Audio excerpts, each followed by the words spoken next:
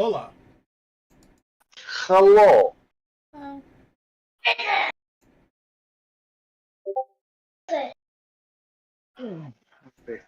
Playing my game until everybody hops in, I guess. Nah, fuck it up.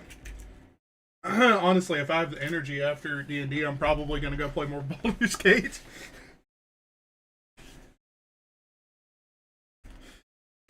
I don't blame you. That's such a good game. Hola. Hello. Hello, hello. Get the dice tower and the dice. Oh.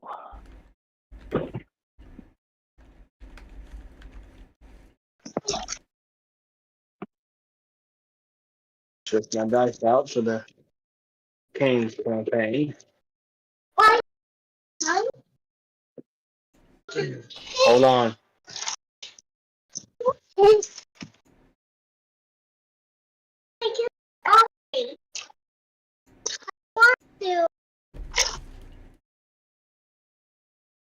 Go ahead, pick.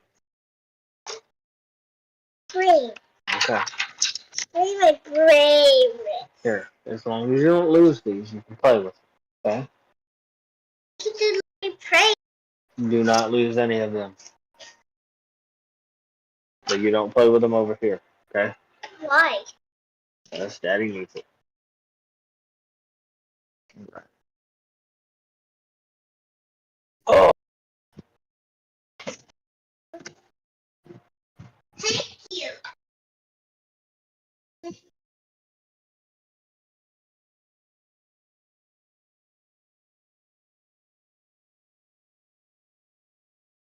Ow, fucker.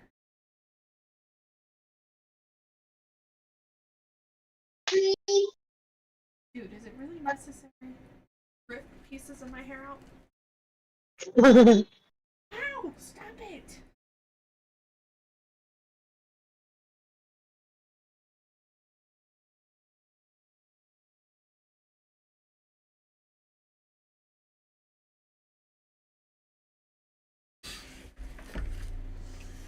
Sheet pulled up, dice ready. I'm ready to go, boys and girls, and everyone in between. I have a ton of figurines that were knocked over into my dice tray. Oof. I'm bad at desk clutter, or preventing desk clutter. Clutter. Jeez.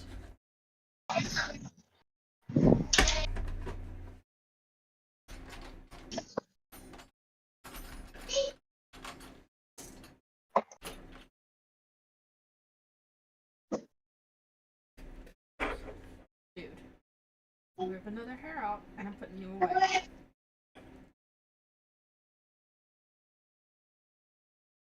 I'm still getting employee discount stuff from a job that I haven't worked at in over a year. Like emails and shit, you know? Fuck it. I haven't used any of them, but, you know. I'd be curious to see if it Nice actually to know you does have. work.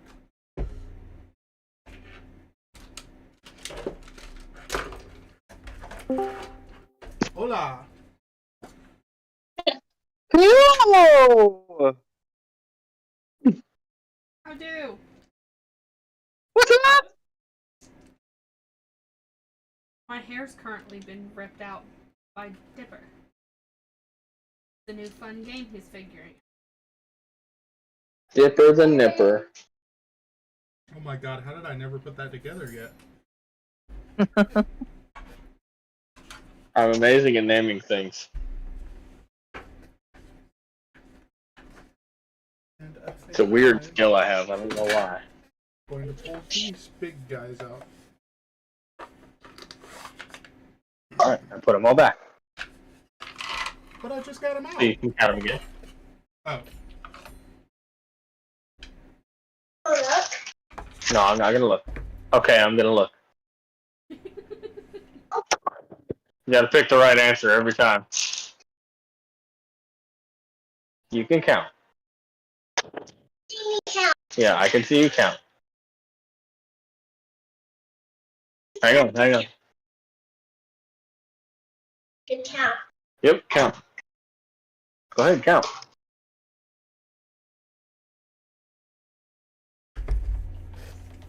Alrighty. So, I'm gonna try and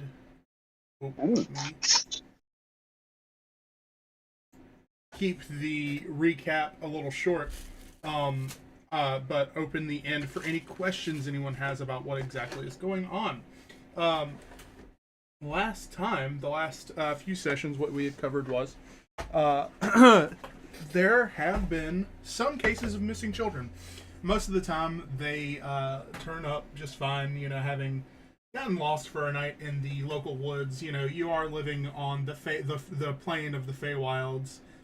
Or, excuse me, they are living on the plane of the Feywilds. Wild stuff happens all the time.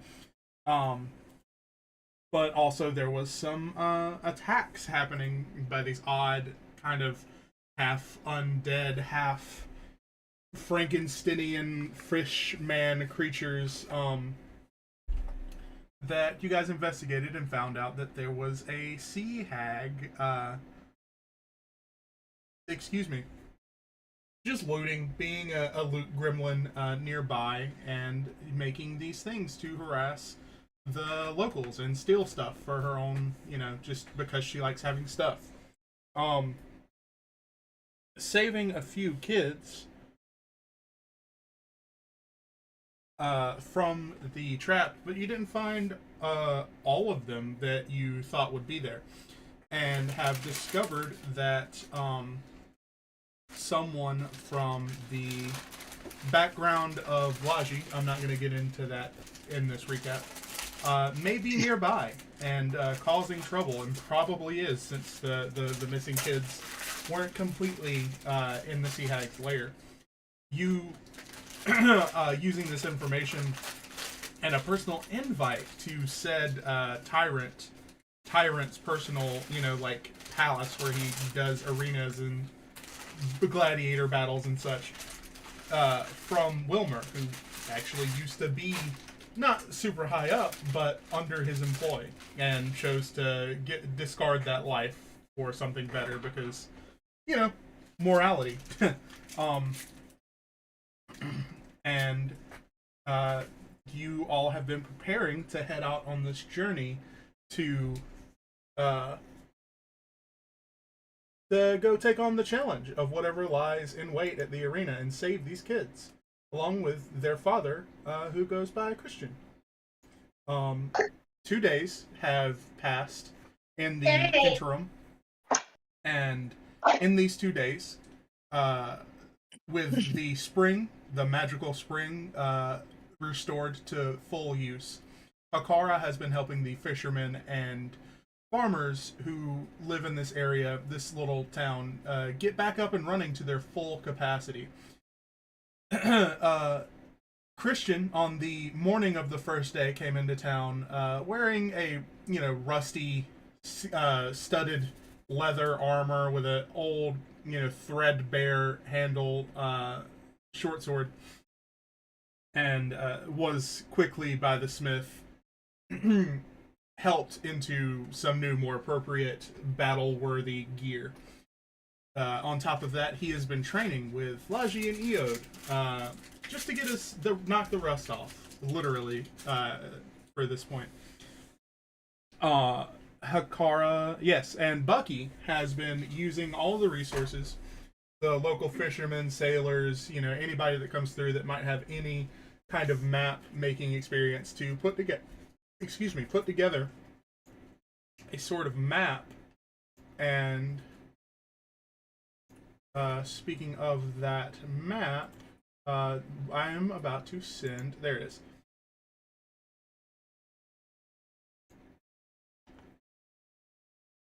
If I can find it.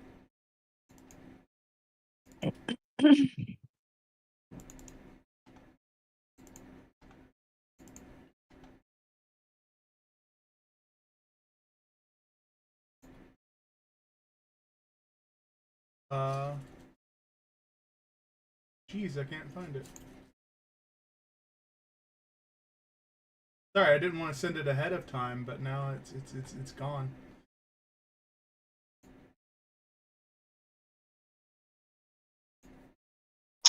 What's gone? This map that I was trying to send, let me re-download it real quick.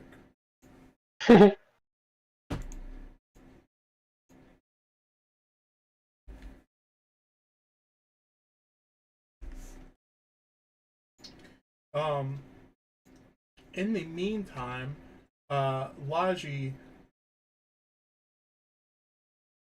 has been, yes, there we go.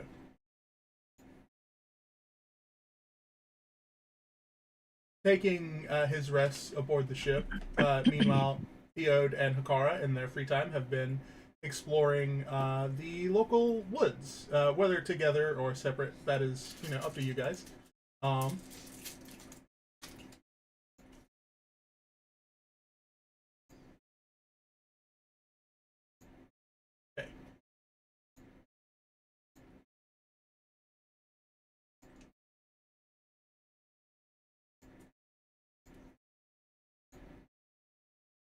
And here's the map that Bucky has managed to put together, pouring over many notes and atlases and just as much geographical data as Bucky could find. But the consensus is that it's ever shifting. This could very much so be not even remotely close, but it's all you got right now. We are opening on the morning of the third day, when Eode and Hikara, I imagine around the same time, you would be returning to the town proper to kind of check on progress, as the the Mozu has been, by orders of Wilmer, been being worked on and repaired in order to set sail on your journey.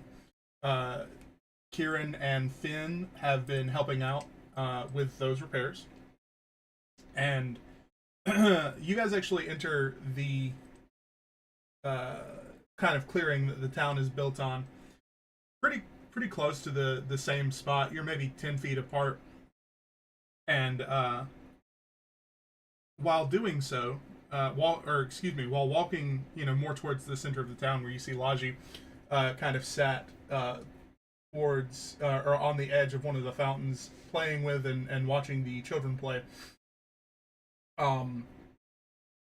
You hear rustling in the trees behind you, and you see Sage looking disgruntled, sprinting towards you as a group. He stops short just in front of you all and is kind of panting and out of breath, and holds up a finger with the one moment gesture. He stands up. Listen, I don't know what's going on, but there was a tall, kind of, I've been running for a while, blonde looking fella, scruffy looking fella, had a guy on his arm and was running into the woods, but it looked like he had stolen Bucky's jacket. Does anybody know where Bucky's at?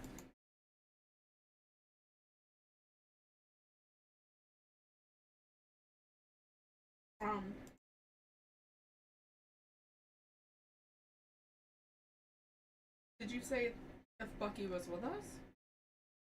Yeah, Sage has asked, do you know where Bucky is at? Because it looked like the guy that he saw, pulling someone into the woods was wearing Bucky's jacket.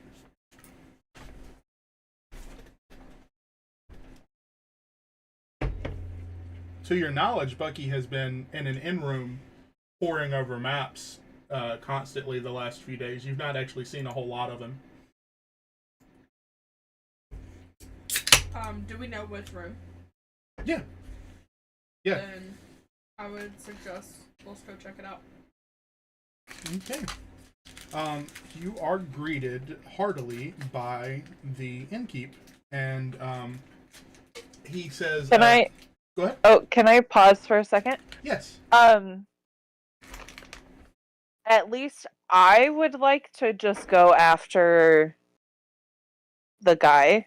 Can we, does anybody else want to come with me to start pursuing this guy at the tree line?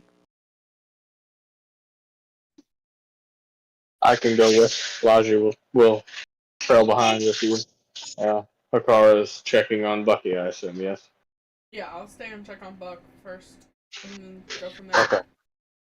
Cool. I'm just thinking, because otherwise, if it is Bucky, then we're losing time trying to catch up to this guy.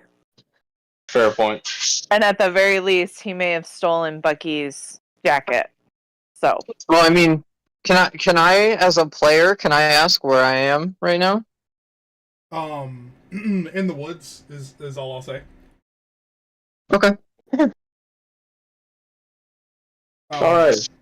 And on that note, Hakara, you part ways with Laji and Eod, and knock on. I assume knock on Bucky's door. Yeah. There's no answer. Okay. So then I would just go and try to find the others. Okay.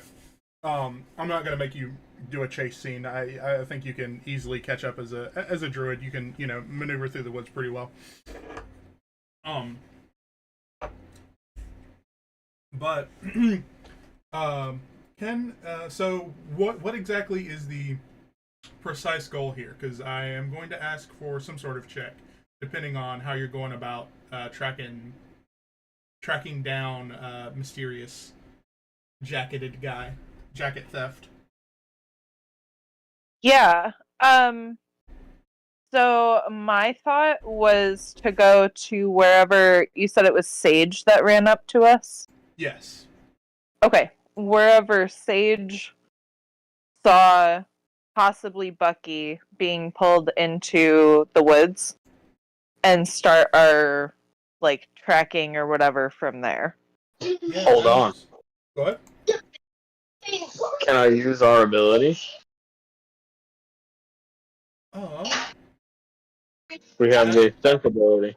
Absolutely. I just don't remember exactly what it does off the top of my head. Let me pull up the text.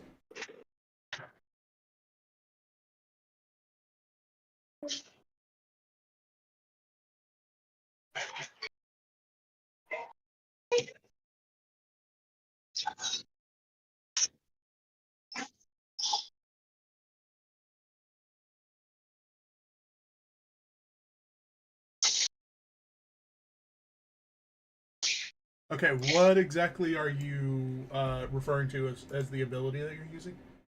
If I remember correctly, and I may not be, because I don't remember exactly how it worked. Where did you list it? I think it got moved, actually. Let me just copy and paste it back in. Okay, that works. So I believe what you're referring to is the tribe boon. Yeah.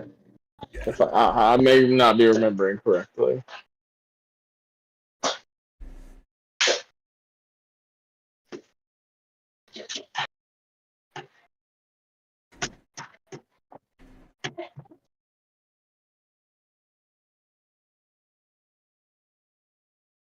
Okay, so no, there is no tracking ability with it. But you can absolutely attempt to track by traditional methods. Yeah, that's right. Okay, that would probably be a survival. survival. Survival or nature, maybe. I'm willing to listen to arguments. I mean, I was thinking survival. Just because, being out in the woods, you have to use a lot of survival instincts and stuff. Yeah. Yeah. So I can either help you on a survival check and give you advantage, or I can roll my own. It's okay. I got a dirty 22. Oh. Oh, beautiful. Okay. So, it's actually kind of difficult to track, but you do manage to find a set of boot prints, and alongside those boot prints are, sorry, I have this tingly dice I'm moving around, are a set of bare footprints, like B-A-R-E, not B-E-A-R, that are kind of half walking, half being dragged, and are able to track very well, actually, through these multicolored, like bright fuchsia-esque trees. It's kind of disorienting, but you are able to tap into your senses and, bite the end of a broken twig and taste which way the air is blowing, and, you're able to follow these tracks for a long time. And they seem to be moving towards what you can see in the distance. This isn't a huge island. What looks to be a massive tree stump, though, like all that's left is a stump. And you can kind of tell that the path is going to lead there. Now is the point where I'm going to ask you to decide how you're going to go about approaching this area that you have determined is most likely, like 99%, the area that your quarry is inhabiting.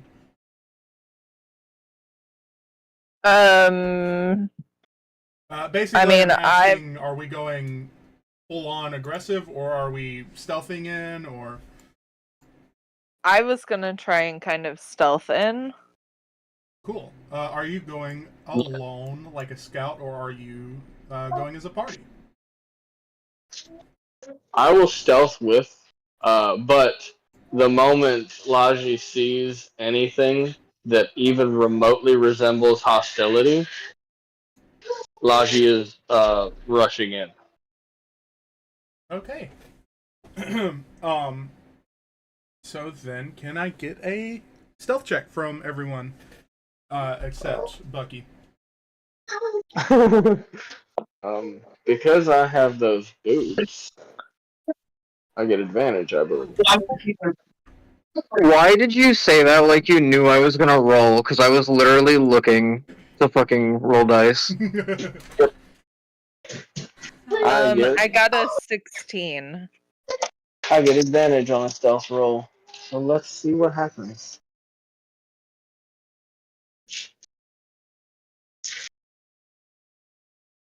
Hold please.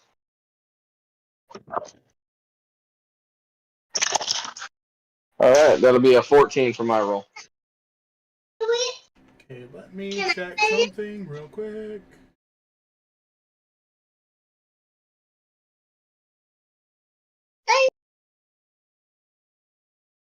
There's only one try. There's only one. So we got a 16, a 14, and a 3. Yeah. Okay. So you see a man definitely wearing a jacket very very similar to Bucky's, but the symbol on the back is very different.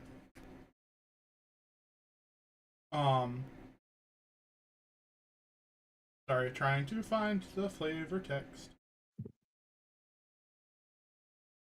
Instead of it being Bucky's shipwright symbols, it looks more kind of like a faded half skull with a map, or emblazoned on the image of a map.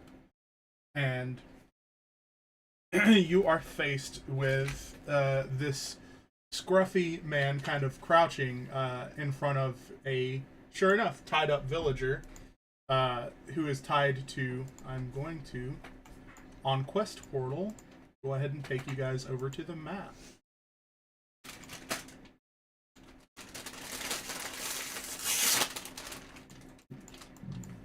Excuse me. And you guys are stealthed right now, so I'm going to draw this fog over you. So that's kind of your general area. What you see is this large, sure enough, felled tree that is kind of stump that has been kind of hollowed out. It's full of these overgrowing roots and vines and clutches of basically underbrush. And on the far end, tied to a large upturned root, is a villager that you actually recognize as one of the stall keepers in the local apothecary, farmer's market kind of area in town.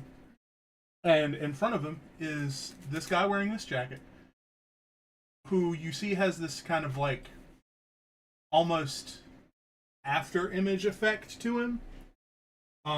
It almost looks like he's not necessarily a ghost, but like an image transposed over another image, and it's kind of hard to make out the features from this distance, because at the opening you're about.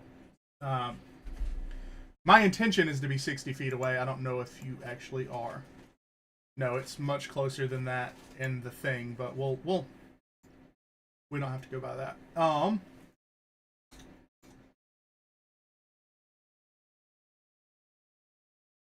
Yeah, my intention was for that to be much further out. You're about 45 feet. We'll say 45 feet. That feels right.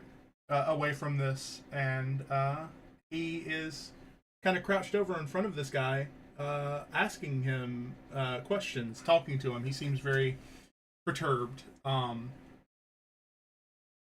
What is your course of action?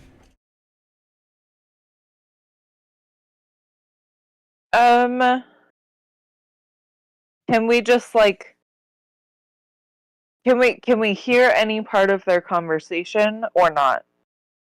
Make a perception check. Okay.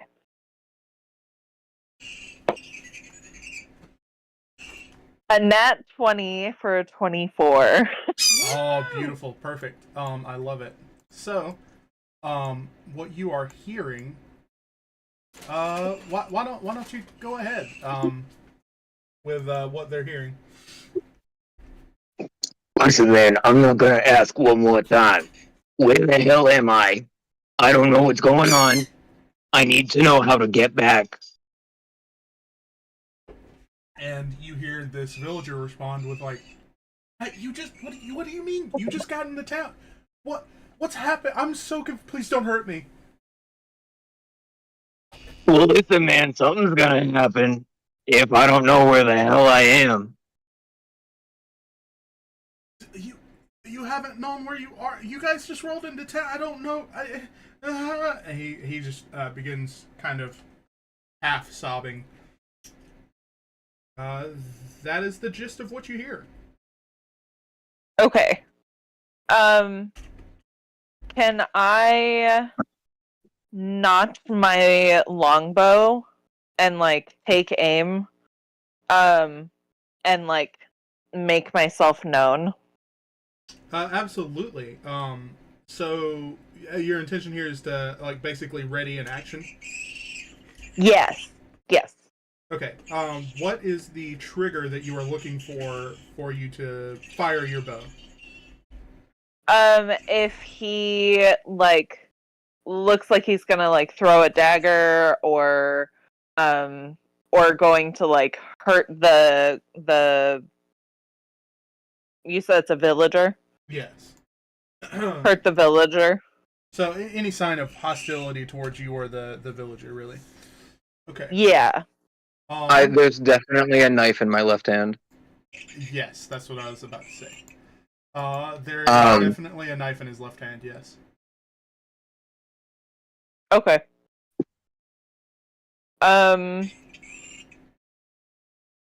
Yeah, I think as long as he doesn't like make a move to specifically harm either of us, I'm just going to kind of like, hey dude, try to put down your dagger. Otherwise, like, I don't want to go for a fatal shot, but I want to go for like a hey, you're being an asshole, stop. Take out the kneecap. Yeah, like shoot him in the leg or something. So how would William respond to this? I mean, like I asked, but you know. Is the ground kind of like swampy, like watery, or is it hard? It's hard, but it is still difficult terrain. It is full of these like gnarled, snaggly roots and shit. Okay.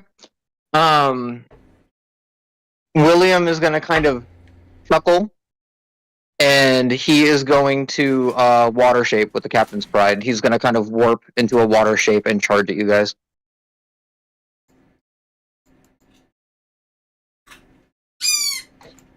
Alrighty then. I guess I'm gonna try shooting him with my bow. Wait. Okay, before you do, as he kind of goes into his water form, he goes, "Listen, I don't take too kindly to threats." Wait, hold on just a second. Oh, this is specifically for damage. I was like, wait, I have an absorb elements. Oh, oh my god! I have a create or destroy water spell. Oh god. Can you do that on water elementals? I'm about to see. This could be bad. Because initially I was like, absorb elements, like water is an element, but it's not. It's specifically like acid, If you're cold, about whatever. if you're about to get hit, you absorb it and then you use that on your next attack roll. Yeah. But then I saw the create and destroy water. Okay, so Yeah. the description for destroy says you destroy up to 10 gallons of water in an open container within range. So I'm thinking it has to be like, you know, whether that's in a hole or a trough or a barrel or, you know, whatever. I mean, you could water. do that, or does it have a damage roll, or do we want to homebrew one? Because Eode could like finger gun and like shoot his arm off or something, like destroy a piece. That's what I was gonna ask. I don't know. It seems as though it outlines definitely standing water or flowing river water, you know, water that isn't humanoid.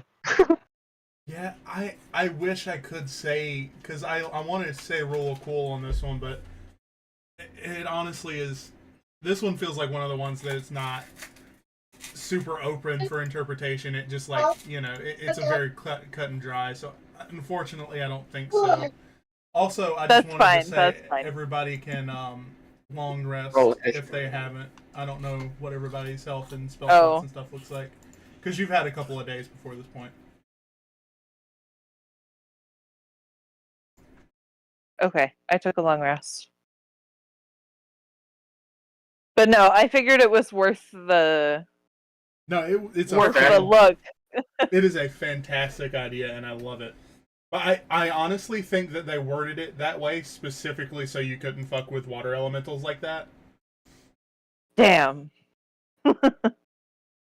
Which, yeah, is incredibly unfortunate. Electrical, lightning based. That'll do something.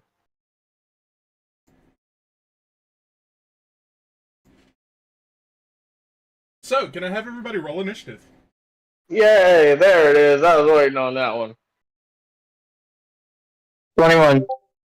Dude, 13. holy shit.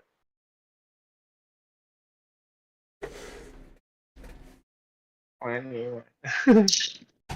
15 for Logic.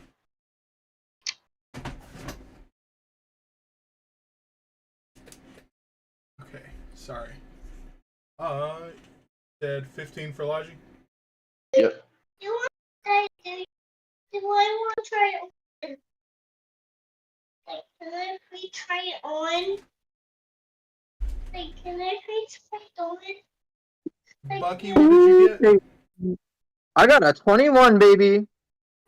Oh, nice. Also, Bucky, I am going to do a thing real quick. Oh, good. Oh my god.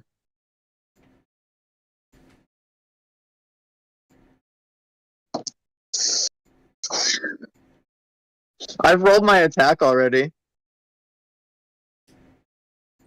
On William. Yeah, I have my turn all figured out. Oh god. I have mine all figured out as well, but we'll see what happens here. So, one thing we're I'm going to 60 feet do away. is Yes, but Bucky William has 40 feet of movement speed and gets to do that initiative starting.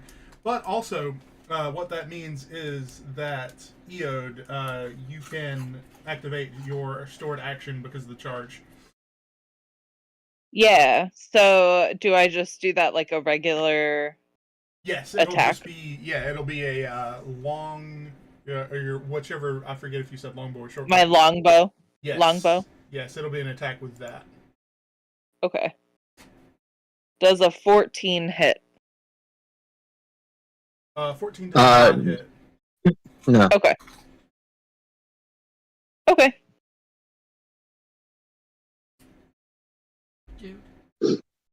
No. Sorry, I missed everyone else's initiative rolls. I have a question because I can't really access the measure thing right now. Is everybody within 10 feet of each other? I mean, that depends. Would y'all be within 10 feet of each other? Having stealthed in? I feel like we were grouped, but if anybody has anything else to say, then maybe not. Yeah, I feel like we were. Yeah, Group probably. Eode, Rock on. I didn't catch your initiative. Did you say me? Yes. 18.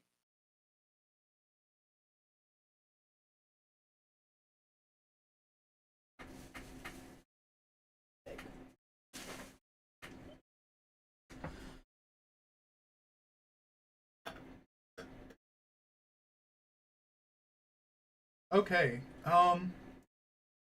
So that means William is up first. Alright, guys, does a 24 hit? Oh shit! Fuck. Yeah. Yeah. Yeah. What? All right. One second before you do that, I do need a charisma save from you. Oh no, I did it. Oh, okay. Or you mean? Oh yeah, I did. I'm doing my whole sheet plan. Is okay, that cool? Yeah, is that's that perfect. okay? All right. All right. So William in water form. So would he not be affected by the roots? Let me read the thing and determine that. The idea was to go into water shape, so I'm not affected by the difficult terrain, and I can just kind of dash at them with my full movement without worrying. I think you do get full movement. Fuck yes. Okay. So Yeah, because it specifically says doesn't cost you extra movement. Yeah. okay. So William dashes forward towards you guys, and he kind of yells, "Where are you?" And it kind of sounds half like Bucky's voice. And as he does this, from water form turns into normal and stomps, causing earth tremor. So I'm gonna need everybody to make a dex save. Because actually, I rolled the hit, but it's not a roll to hit move. It's a dex. How far away are you at this Got a point? 10. I'm at you guys. How far away were we?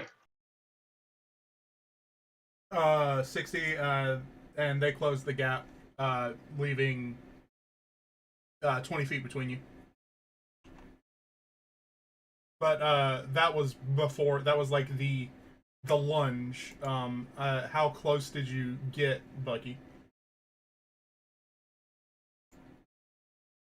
What do you mean by that? Like, am I close? Do I get close enough to be able to be within like 5 feet of them? Yeah, you absolutely can. Yes. What I'm saying is Yeah, you got a big burst of movement at the start because Before William, initiative. yeah, and then on your turn can move closer. So since yes, I'm gonna say Yeah, I'm up. I'm stomping to cause earth tremor. Right up, Dex save. and it's a 10-foot radius of 2d6 damage. Oh, I got a So 12 for the it hits save. all three of you. You got a 12? Okay. Yeah. So that hits. dirty 20. Alright, you save. I got a 10. Alright, so Hakara and Eode, I'm gonna need you guys to take 12 damage. Oh my I rolled God, that's max. half my damage. God damn. Holy shit.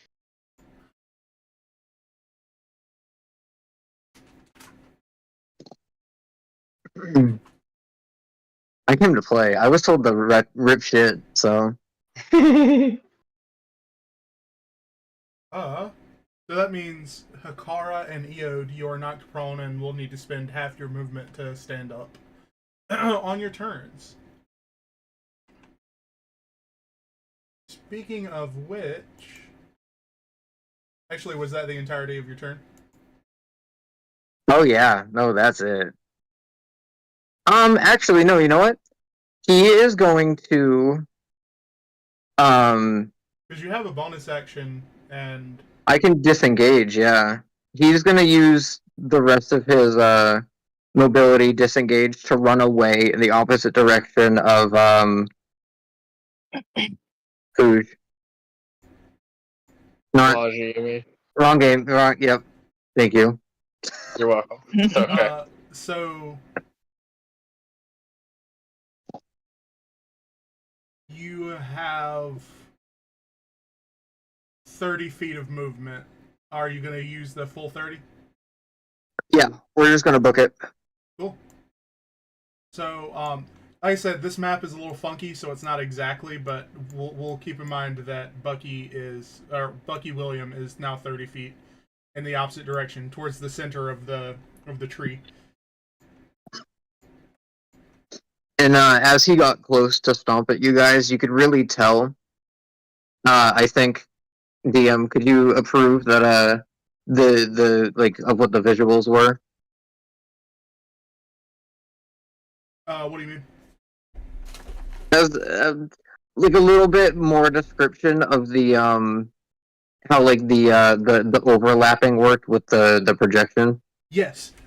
So for a kind of a second as this attack happened, this after image that's kind of hovering and glitching around Bucky fades a bit more strongly, or fades away a bit more, and then kind of comes back after the attack.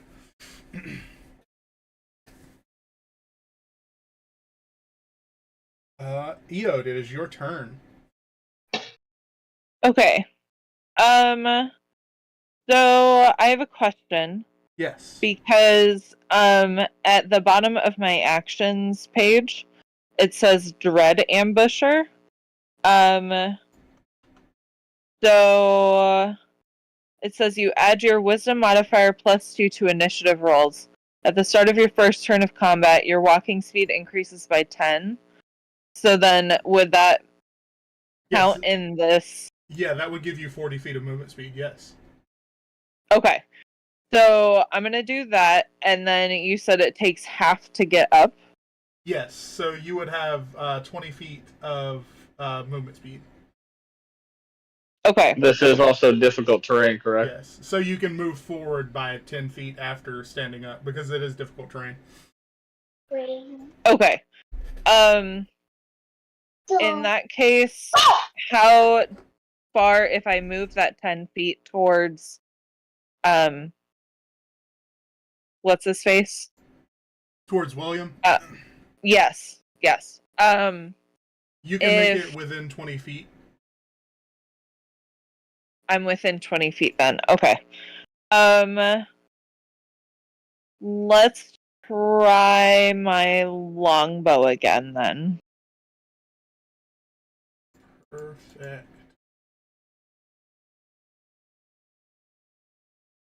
I think this is the same thing. Does a 14 hit? 14 does not hit, unfortunately. Okay, I didn't think so, but and then that's the end of my. You can make an additional weapon attack because of your Dread Ambusher. Oh, sick. Okay, then can I just try and use my longbow again? Yes. Okay, cool. Yeah. This Does is a dirty 20 hit? dirty 20 does hit.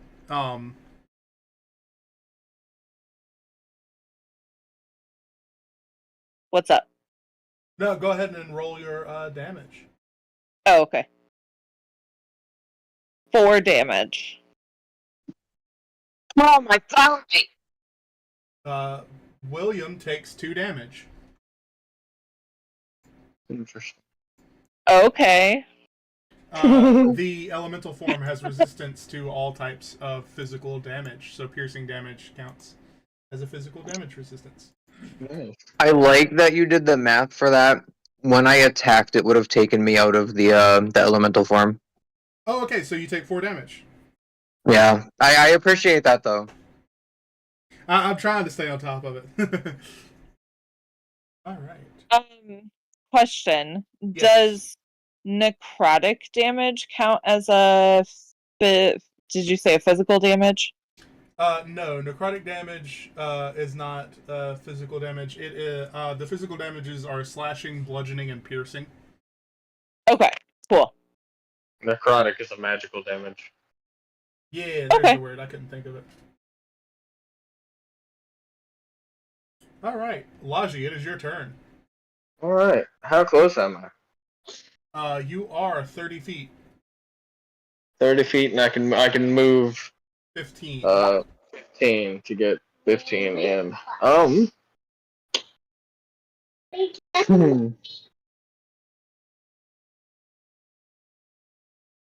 Question. Uh-huh.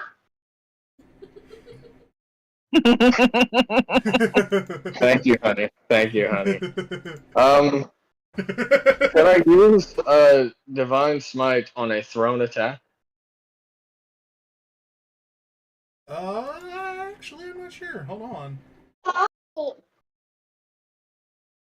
No. When you hit with a melee weapon attack.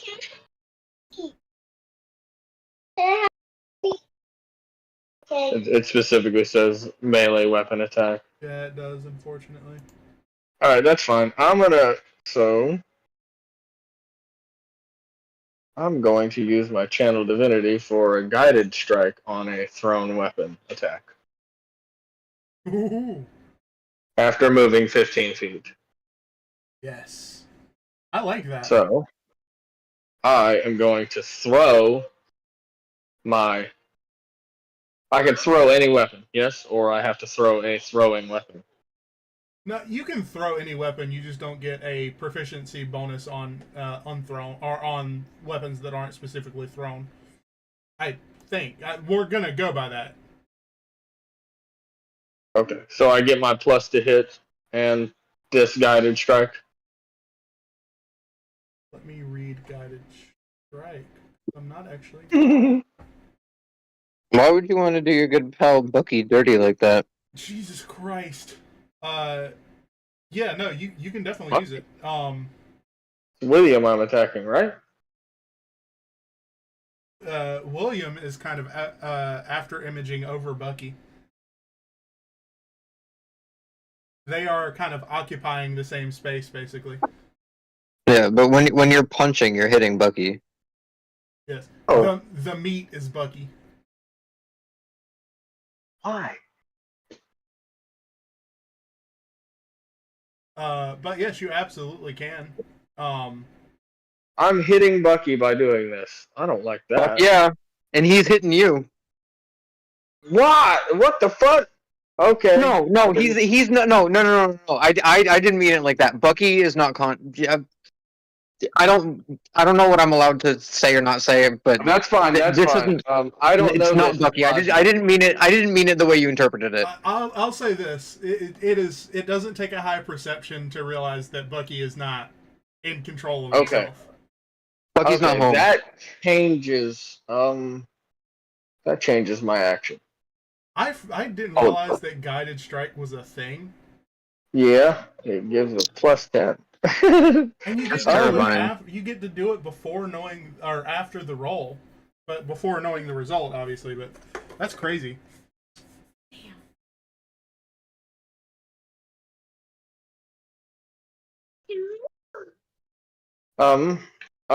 Claire is. Are you making saving throws against whatever's happening as Bucky? I don't know if that's allowed for me to know or not. If not, then don't save. No. You're not making saving throws against whatever you're doing, whatever's happening. Okay. Not particularly. I'm rolling for something, but it's not Bucky's consciousness. Okay.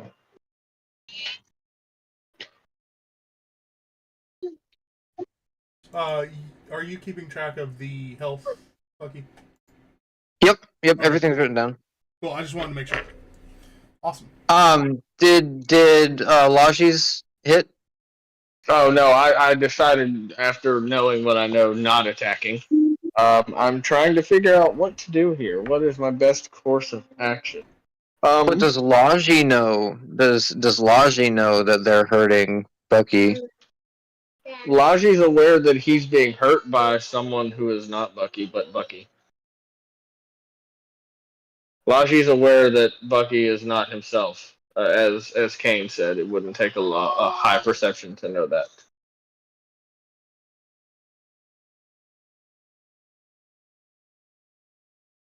Having such a hard time deciding what to do.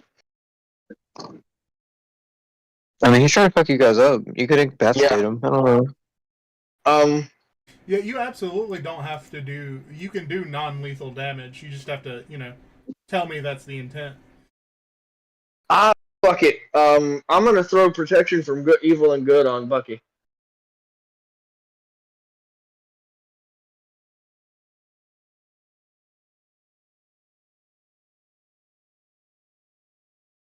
Fuck, that's a touch. You have to be within fucking touch. God damn it. Never mind. Okay. New plan. You could take the dash action and move an additional 15 feet. Dash is a full action, though. Yeah. I'm sorry it's taking me so long. I didn't realize. No. This is a difficult situation. Can I pick a game? Hush, honey, hold on. 1 second. Do it. What do I have as a bonus action? One fucking thing is a bonus action and it won't be usable here. So, fuck it. I'll take the dash action and get as close as I can. And then... You can get in his grill with the dash action. Yeah, that's it. All right. So that will bring us to Hikara. Okay. Oh. Cast Fireball. No. Well, originally I thought Scorching Ray, but then Jesus when I remembered, Christ. then I remembered that it's Bucky. So, But it's not Bucky. It's William. but it's Bucky's body. Yeah, but also your sketchy maps.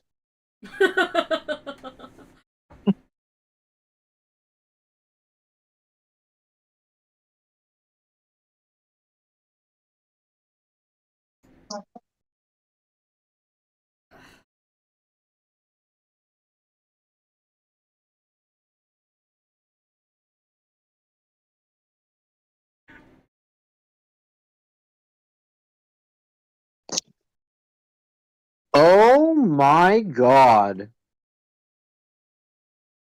Hmm.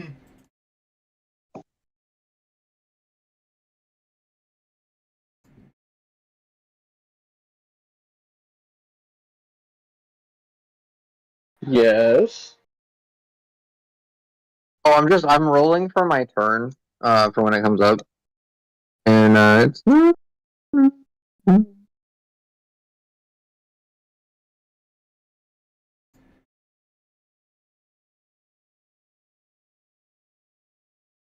Oops.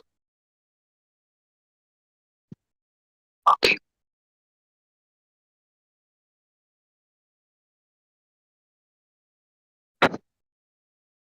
Sorry, give me just 1 second. You're good. Like I said, this is a difficult situation.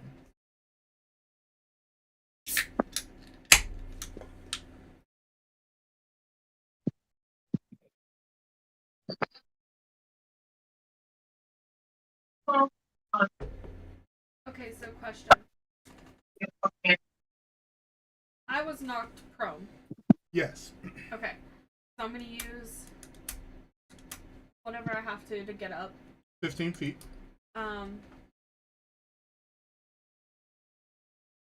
And then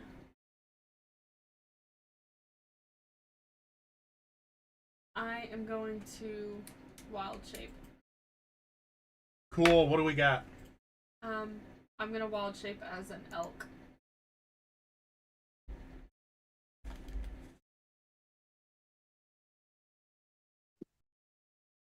Really like the arch feature. So I'm not gonna move, because if I get up and then wild shape, it uses my action. So I'm gonna hold off, but Well, movement is separate from action.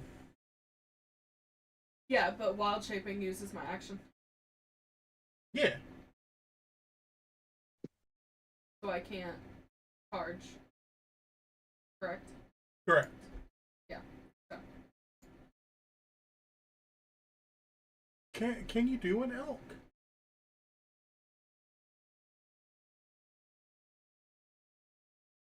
I can go up to 1/4. That's what it is. Doesn't have a or a flying speed. Yeah, no, that's perfect. Jesus Christ! You chose well for this, though. I was trying my best to get as many hit points as I could. Well, And strength and dexterity and stuff. well, you got a lot of speed, which is great for this. Bucky, you're up.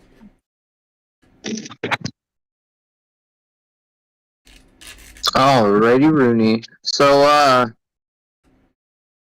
Lodge, hey, right up on me. William's gonna kind of grunt at you as he flips his dagger into his left hand. Does a 15 hit? It does not. Okay, does a 22 hit? That hits. And does a 22 hit? That hits. Alright, so the first slash does 8 damage, and the second one does 7 for a total of 15 damage. All right, coolio.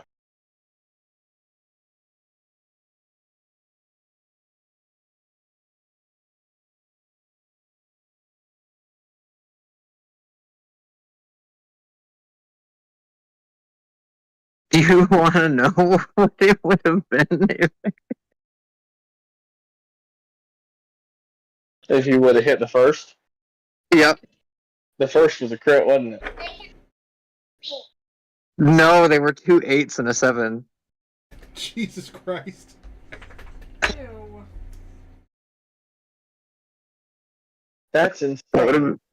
That's what, 23? If I did that right? Or 21? That would have been 23. Eode, you are up. If that's all your turn, Becky. I'm gonna 30 feet away from the party, so I'm even further away. That would result in granting Laji an opportunity attack. I have bonus action disengage. Fuck off. I'm light-footed. So, Can I go to the right more so I'm away from the captive? Yes, but in Thank you. this form, you don't have. Wait. You are using. I rolled as my charisma check ended up being Hargrave. Yeah. So that would be his stat block this turn. Yeah, well, I'm making sure about movement because it would be difficult terrain for you too now that Oh yeah, you're not yeah. in the water form. So you move 15 feet away. Eode, you are now diagonal about. The diagonal makes it about 30 feet. I'm gonna say. Okay. So since you said the elementals are only I will say immune. the elemental form has dropped. Oh, okay. Oh. Well, now I don't know what to do. I was expecting to hit the elemental form.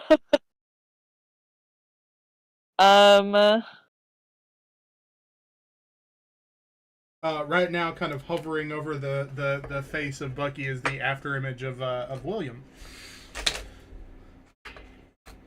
Okay, so he's still kind of there, but I would just be hitting Bucky.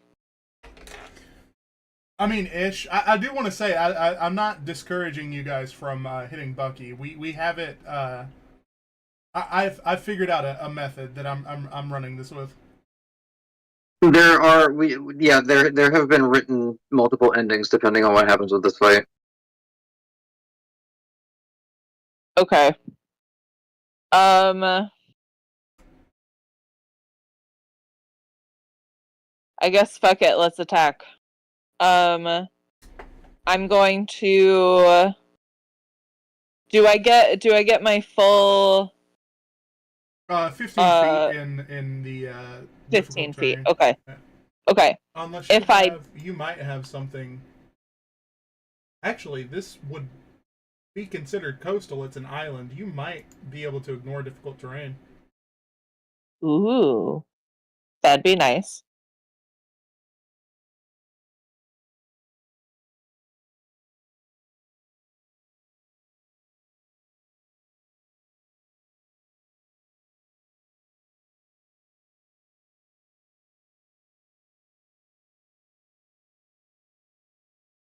Okay, no. It just adapts your group travel speed.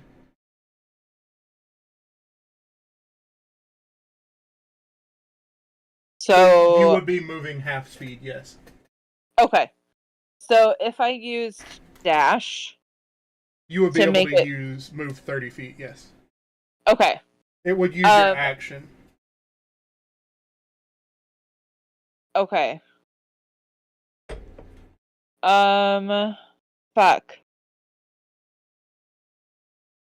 I guess I'm going to use my longbow and move the 15 feet towards him. There we go. Does a 22 hit? 22 does hit. Okay.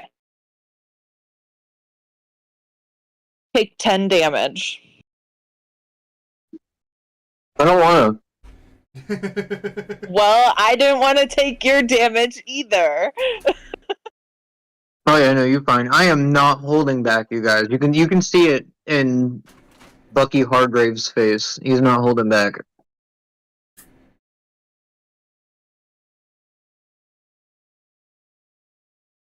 All right. That brings it to Laji. Laji, you are 15 feet away. Beautiful. Alright. So.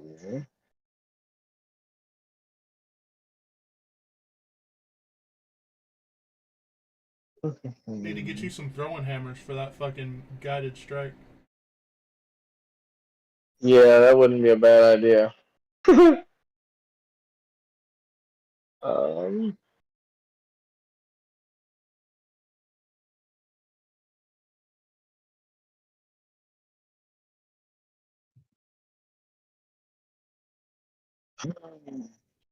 damn it, I don't want to hit Bucky, but everybody else is. So. Bucky will be fine, I promise. Okay. Um, Fritz, Bucky. I'm going. Yeah, well, we'll see. I'm gonna move in close. Don't fuck you with the Bucky. I'm going to move in as close as I can. Move that 15 feet.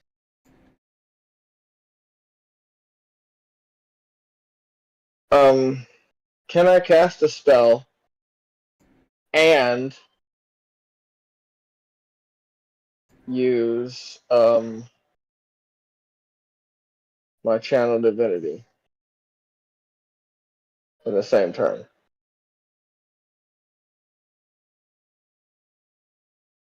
Well, my channel divinity is going to be on a melee attack. Yeah, I think it is classified as um A being reaction like or the same action. okay, cool. So I can use my bonus action to cast Divine Favor and add 1d4 radiant damage to whatever weapon attacks.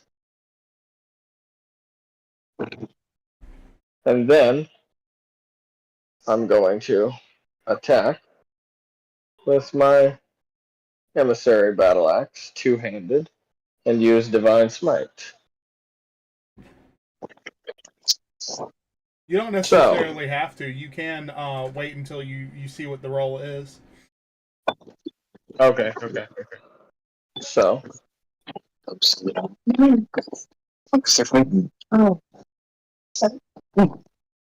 Oh, I'm not muted. Oops. Sorry? well, that's upsetting. I assume a 9 doesn't hit. It does not. Alright, sweet. You can choose to use your the guided strike though. Yeah, I've only got one channel divinity, and I'm not wasting it on a hit. I'd rather use it on damage.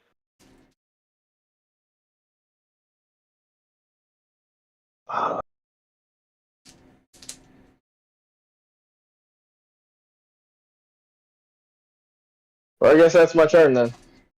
I just whiff. Hikara, you're up. Okay, so how far is William away from me right now?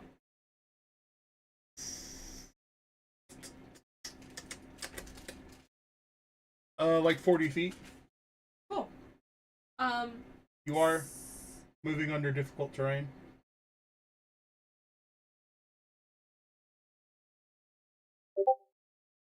Okay.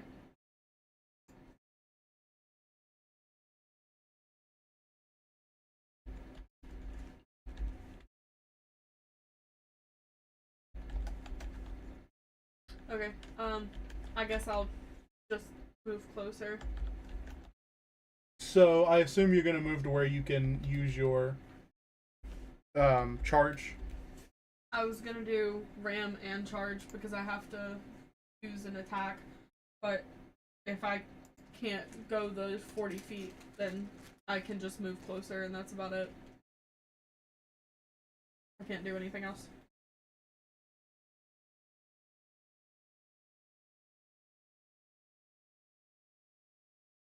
I'll move As far as you can to maintain the. Yeah, I got you. So here you should be able to. You are right near Eode, and should be able to use your charge next turn. Okay. Sorry, I built so many encounters that are weird environments.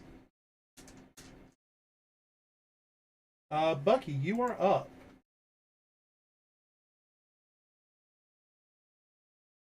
Nasty.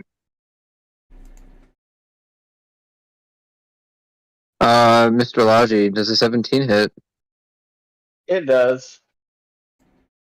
Alright, so, William kind of looks you dead in the eyes, and as he does, the image kind of fades a little bit, and it's more prominently Bucky, but as his mouth opens, your head just fills with disturbing, nasty thoughts. 15 damage. This is Dissonant Whispers. Fun. Quick question. That Yeah. All right. Here comes Relentless Endurance, everybody. Oh, is this like if you would have fallen? Yeah, I'm at 1 HP now.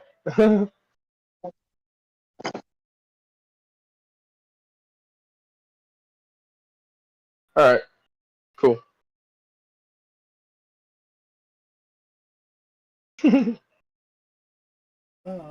is that your turn? I'm gonna use the 15 full movement feet of getting backing away, back into that corner, that top right. Top right, kind of right in here. Yeah, Okay, cool. yeah, that's good. That is a little far, but if you're gonna move full, I'm gonna say right there.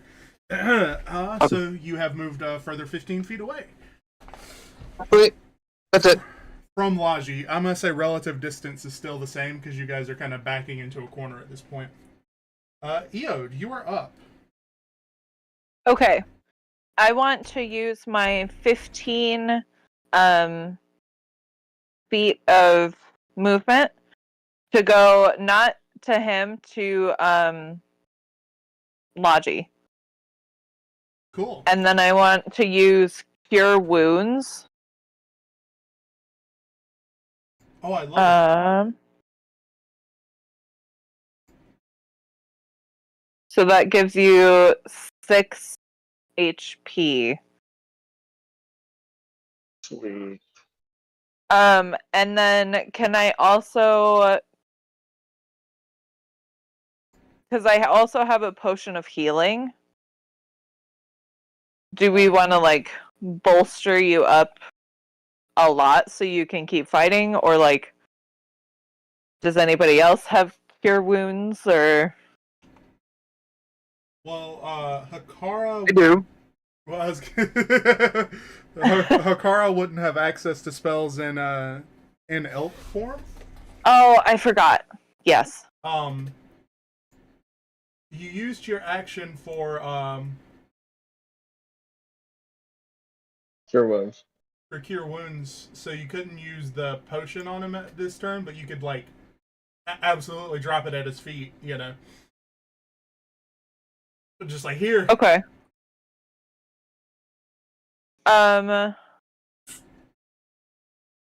Thoughts group, because I don't really know when to use potions of healing and when not to, and I'll say so hard I will waste it. yeah. You will get an opportunity to get more in the future. You guys have just been, I mean, like literally, you started in a shipwreck and then sailed on a barely functioning boat to a random outpost in the middle of nowhere. So like, it's just resources aren't the best right now. But right. you will have an opportunity to get resources in the very near future. Okay. In that case, I'm going to just like hand him the potion or like drop it at his feet or whatever. And that'll be my turn. Cool. Laji, you're very conveniently next. All right. How are we on the argument of action versus bonus action potion? I think it's an action, but I think that that's dumb. Well, I was speaking with a friend the other day, and they gave the argument that so some DMs allow for if you take it as an action, you get the full healing. If you take it as a bonus action, you roll a die for the healing. You know what? I think that I really like that. So let's go Yes. with that. What is An the official healing? house rule. What do I need to roll for it?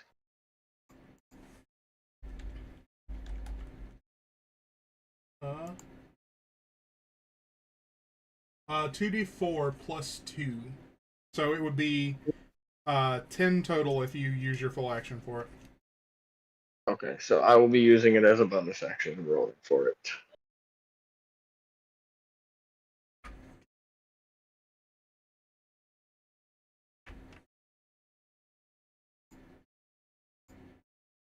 Alright, so that'll be a total of 6 extra HP I get.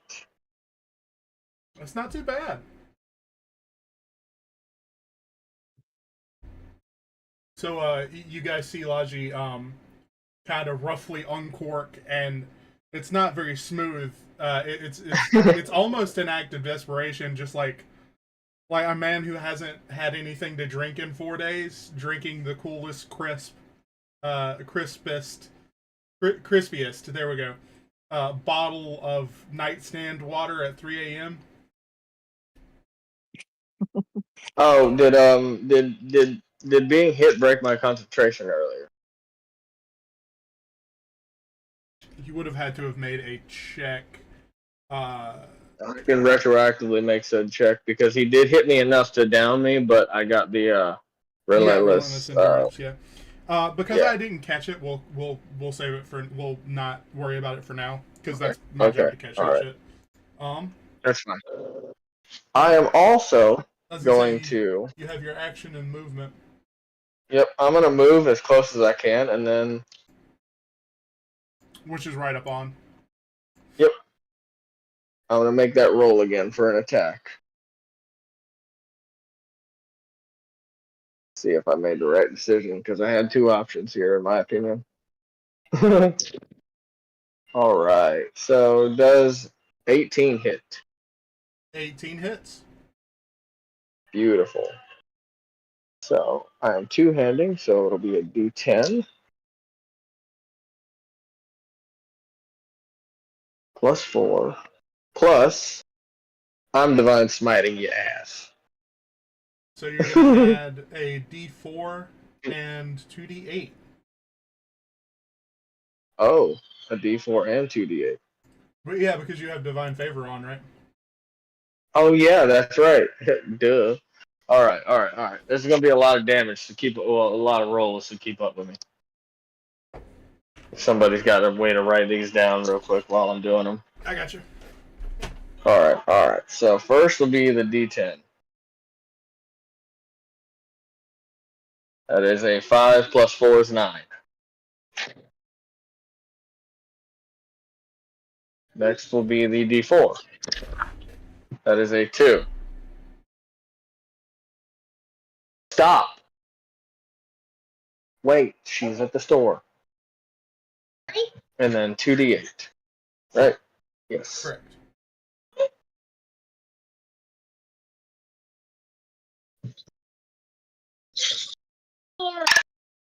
That is a 3 and a 1. 15 damage. All right, sweet. He swings on whichever face is showing. He doesn't care at this point. He is very angry, and he swings on him from overhead, and just gives him the dirtiest, ugliest look. Ooh. Yeah. Yeah, that one didn't feel good, huh? Oh.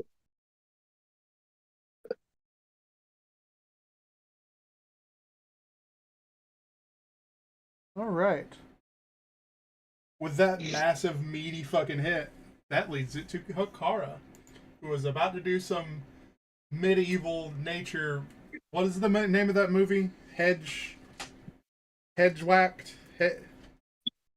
Over the hedge? Over the hedge. There it is. I don't think that's what you. I don't know. I'm thinking about the one with the all the animals, and it was like a fairy tale kind of thing. It was animated. It had the goat with the horns that he used as a rocking chair. That was hold on. Hoodwinked. Hoodwinked. There it is. Yes. Okay. I fucking loved Hoodwinked. The squirrel was my favorite. All right. So everybody hears the sound of a skinwalker as this elk, roars and charges Bucky.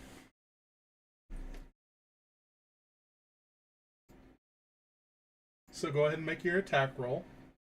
Okay, that's a 13 to hit. With Negative. +5? Yep. I rolled an 8. Damn, I'm sorry. Okay. I just can't do anything.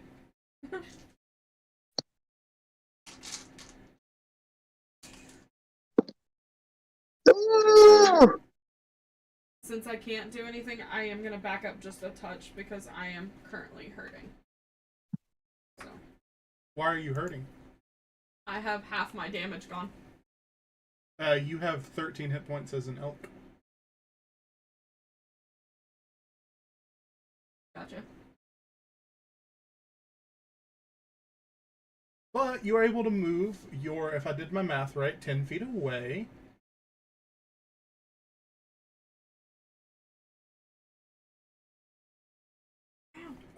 Do you want to do that, or do you want to, because you would have to disengage to avoid attack of opportunity, and you don't have an action to disengage? And just leave me where I was. Okay. I just wanted to double check.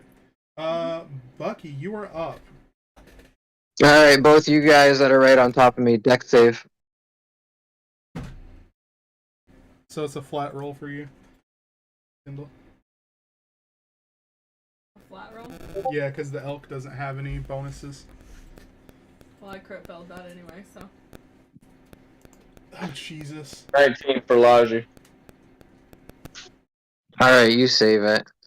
So Earth Tremor is going to activate again as Bucky Hargrave kind of stomps the ground. And that is 5 damage, Hikara.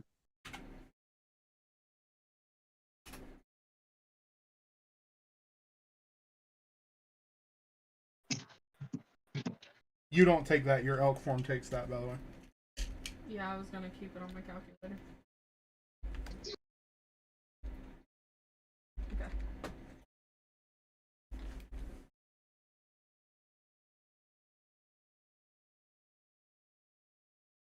Eode, you are up. Alright. I'm like 15 away. Yes. Okay. Yeah, you caught up. Let's do. Let's move the 15 feet and use a powered give. Oh, awesome.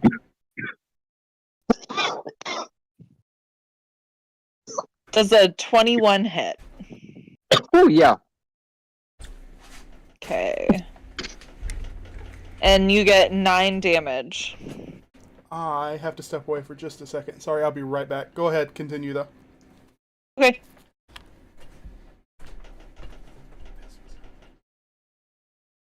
Alright. Are you doing anything else with your turn? Yeah, I'm going to use an unpowered take as my bonus action. Because I can do 2-weapon fighting. So I'm assuming an 11 does not hit. Negative. Okay. Then I'm done. Alright. Who is... What is ability of give again? I'm sorry. Oh, it. Let me pull it back up. I don't remember. I'm sorry. Oh no, it's totally fine. I can't keep it straight either. I always have to look it up. All other creatures within 5 feet of the target gain 2d6 temporary hit points that last for 1 minute. Oh, so I get to roll 2d6. Yeah. You and Takara get to roll 2d6. Okay, cool. For temp HP. Yeah. Sweet. That was some good rolls. Thanks. Thank you for the heal.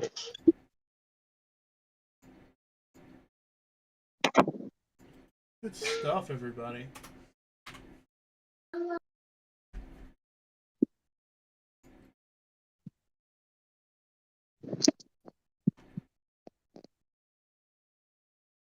Alright. So, that would mean that Eode, if you are done, Logi is up next. Yep, I am. Sweet.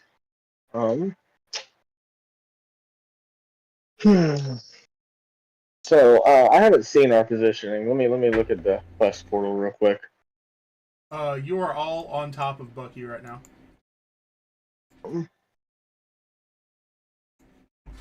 I have to look and see real quick one thing.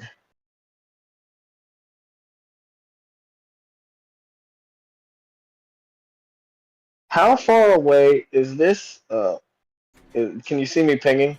Yes. Is that a wall? Yes, you are kind of inside this giant tree trunk, basically. Okay.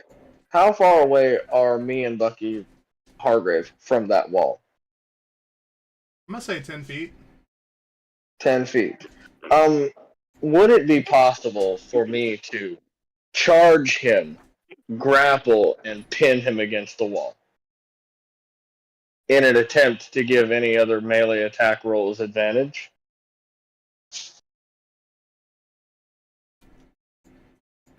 I don't see why not. It would be in a contested athletics, I believe.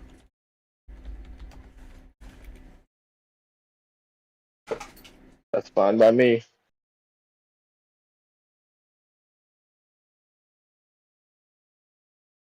That is going to be that'll be an action, correct? That'll be a whole action and some movement. Correct. Let me check my athletics. Sweet. Alright, ready, Bucky?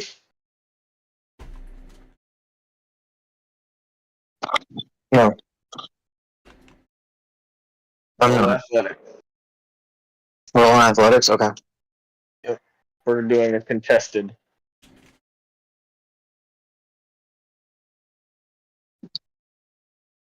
Laji gets 17.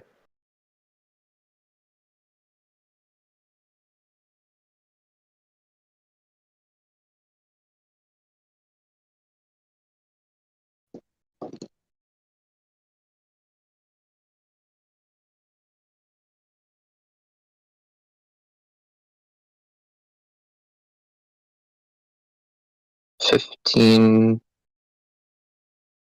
+4, 19. Damn. Look at this. Stop. So he won that contested then. Yeah. The one. Sorry. Wow. What a hell of a lucky roll. Yeah, because I've got a +6. Ooh. Oh well. That's my action. That's all I got.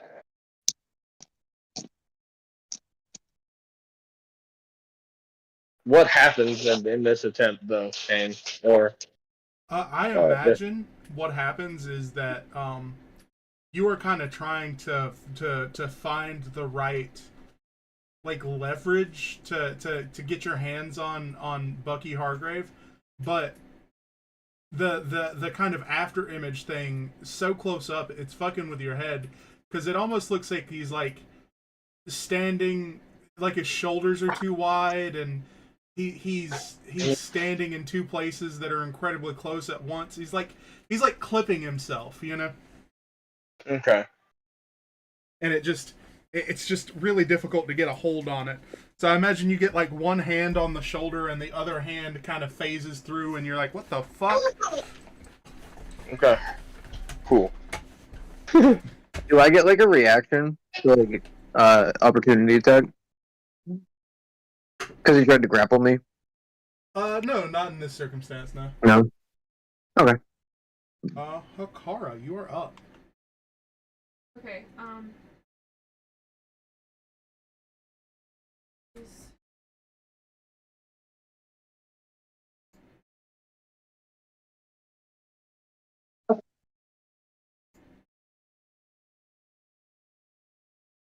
19.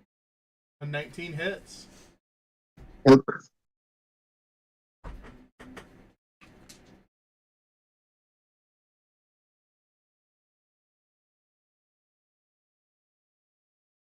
would be 7 damage.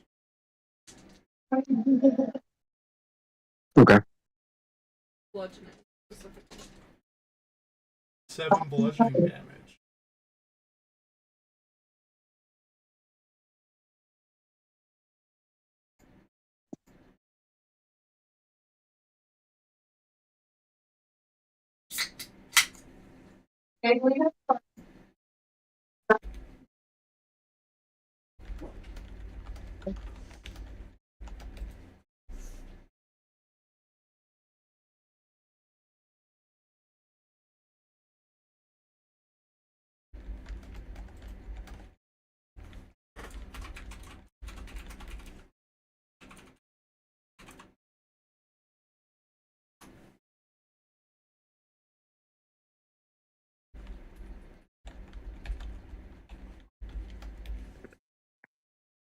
Okay.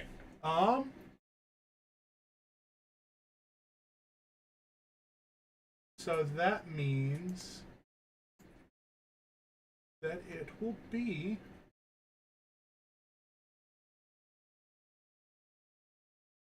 yeah.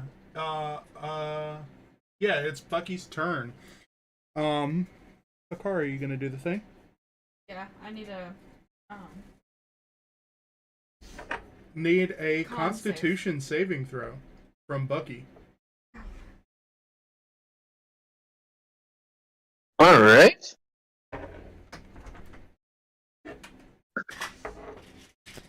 That is a 3 plus 1 4. That does not save. You want to go ahead and roll that 1d4. Do you want to describe how this happens, or you want me to?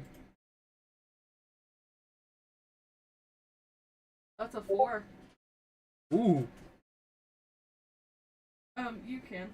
So, Hakara in this elk form kind of snuffs, and the steam from the elk nostrils bellows out and dissipates into this kind of spore cloud that, when Bucky starts his turn in that cloud, takes necrotic damage.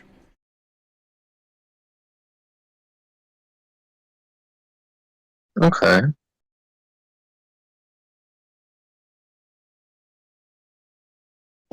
You may now take your turn normally. I'm doing math stuff real quick.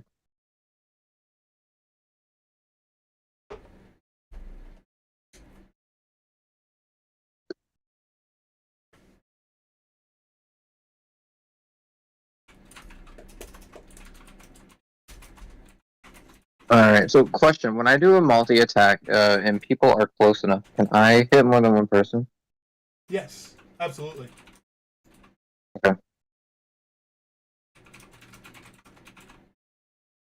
Alright, so at Laji, William is going to pull out his dagger and, 19 plus 6. So it's a 25 hit.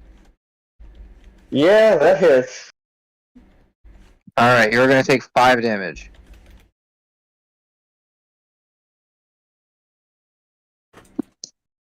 Are you still up?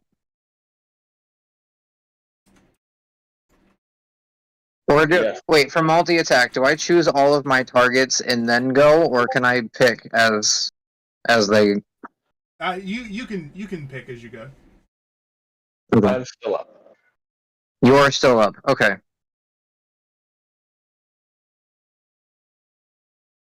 Does a 19 hit?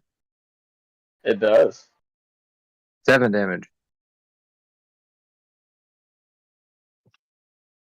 I'm still standing. Okay. 15? Nope, doesn't hit.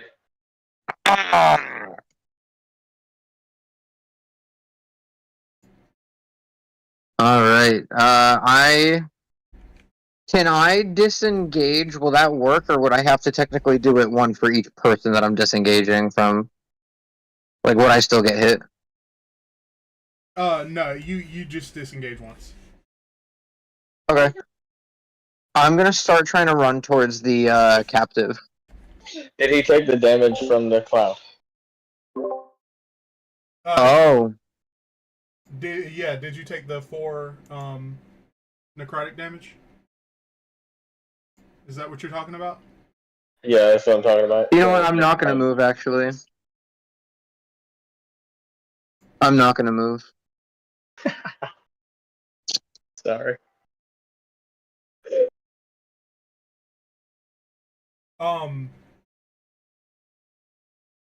Just so y'all know, I know we're kind of grouped together right now, but my necrotic damage only targets one person.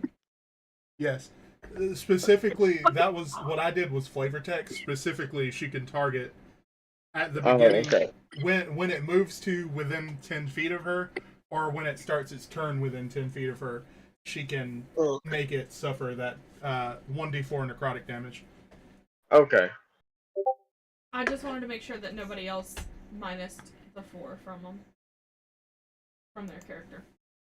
Okay. I was legit gonna throw him back into the cloud next turn. But now that I know it's just within a range of you, we'll see what happens.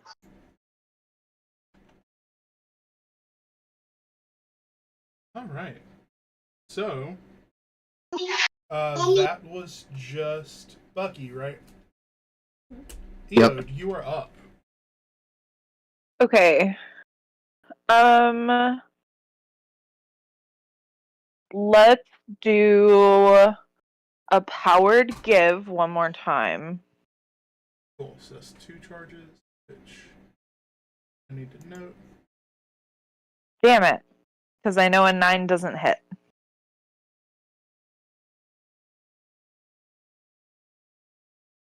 And then for my bonus action, I want to use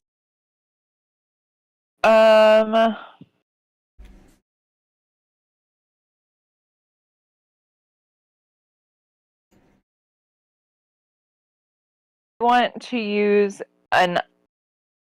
unpowered take. Cool. Go ahead and roll that attack for me. See what we get. Okay. Does the 17 hit? I believe that's just shy. If it matches, it doesn't hit, right? No, if it matches, it does. Okay, no, it hits. Okay, cool. That's 4 damage.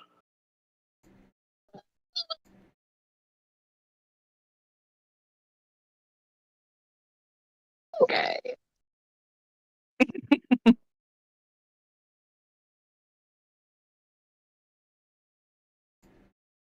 Oh god, I forgot about absorb elements. How good absorb elements is.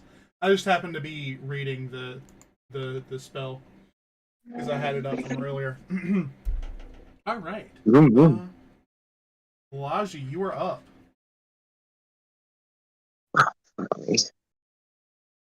Alrighty, let's see. Let's see if I want to get creative or if I just want to smack away.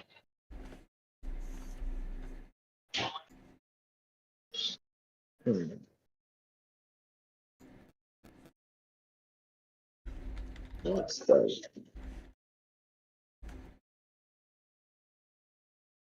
Um.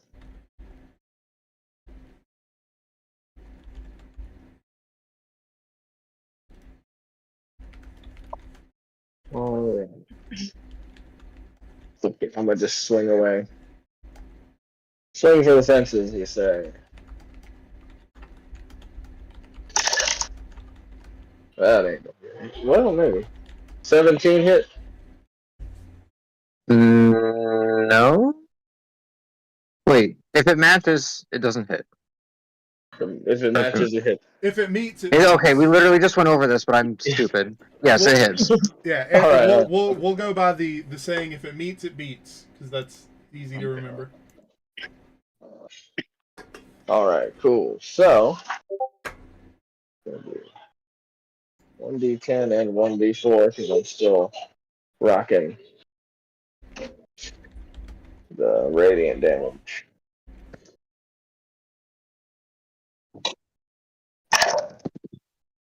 Six plus 4 is 10 plus 3. 13 damage.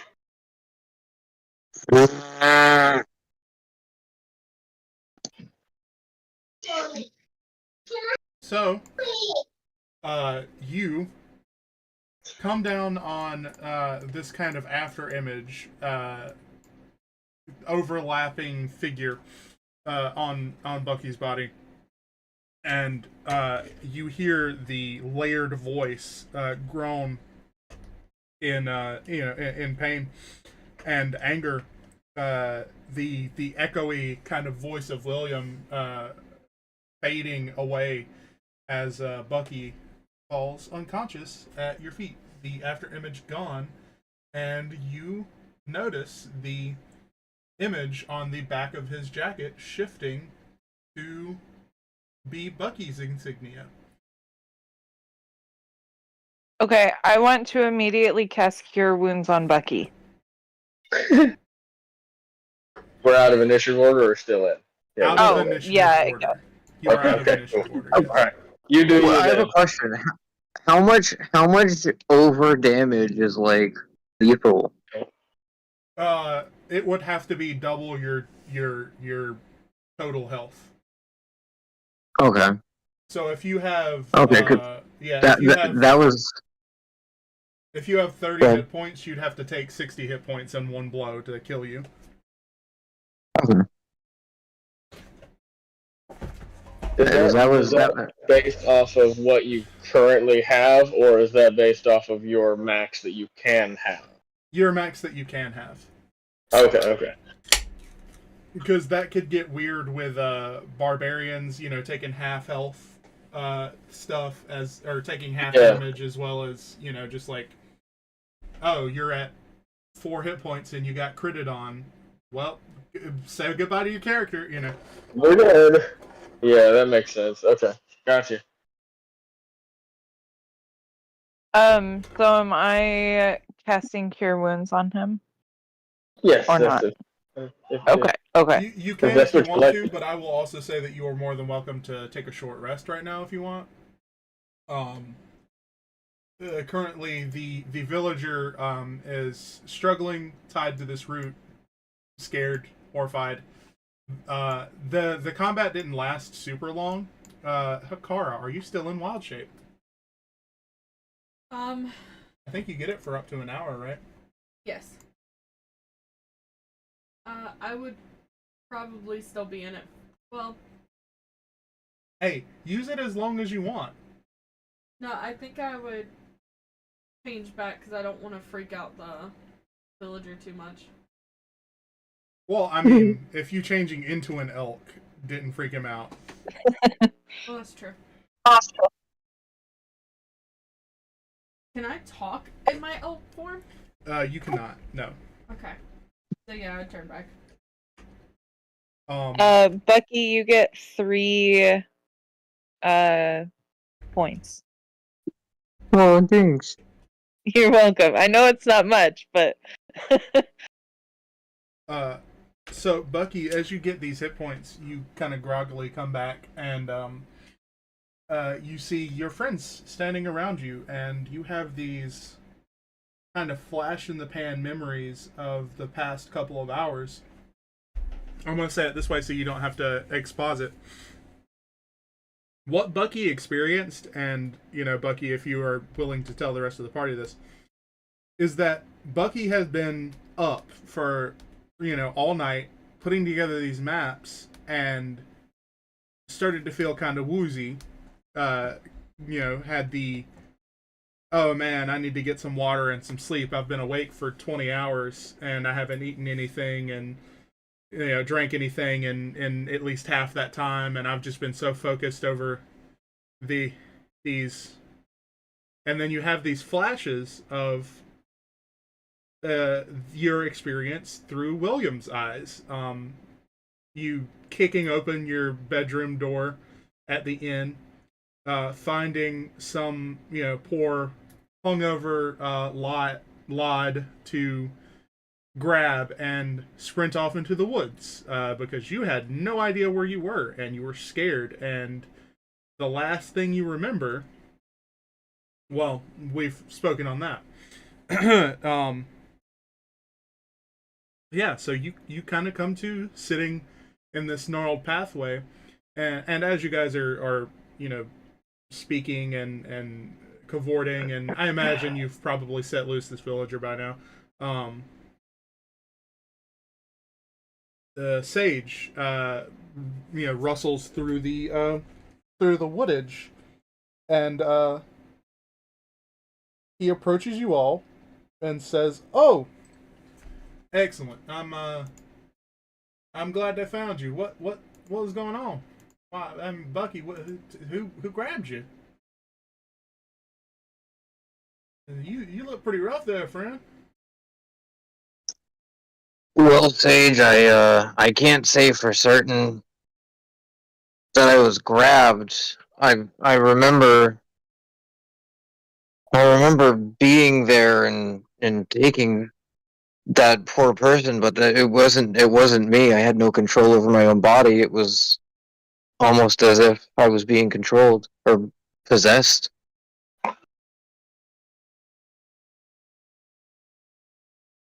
Possessed? What do you mean?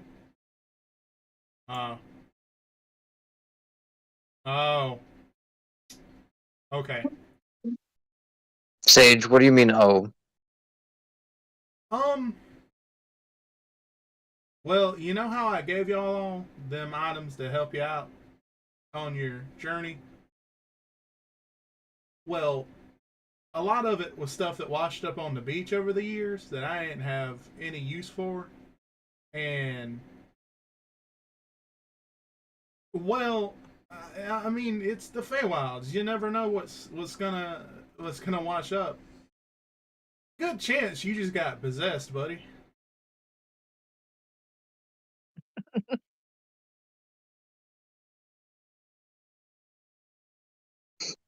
Bucky has no Laji heard words. this. Laji heard this and immediately takes off the gauntlets.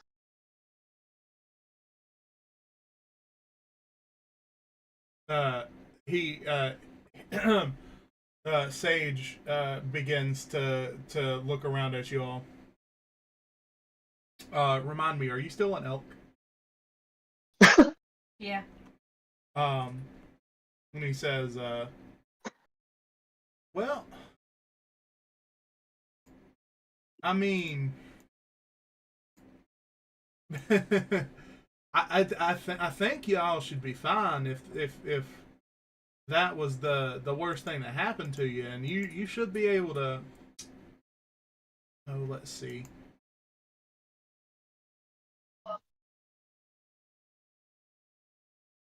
He begins to kind of stroke his chin and think very deeply. Yes, huh? I mean, I think you should be able to, like purify your stuff if that's gonna make you feel better. You just have to find a. Let's see. He pulls from his satchel that he carries, almost like a fanny pack. Pulls through and starts sorting through these like note like loose leaf sheet of notes, and he's looking through all this stuff, and he goes, "Yeah, that sounds about right. But if you can find an abandoned church that has, holy ground, all that good stuff, and use some holy water, you should be able to purify in a moonbeam any ghosts at least attached to your gear." But what if I want to take my chances with the ghosts? I mean, you're more than welcome to. I just, you know. EO'd out here. I ain't afraid of no ghost. Hey, a little possession ain't no thing. By the way, you can tell that he just feels horrible about what's happened. He's being very awkward. I don't know if it's coming through in the way that I'm talking, but I'm trying to be slow and clunky with my words to make it, portray that he feels so bad and feels so awkward about this happening because he tried to help you out and.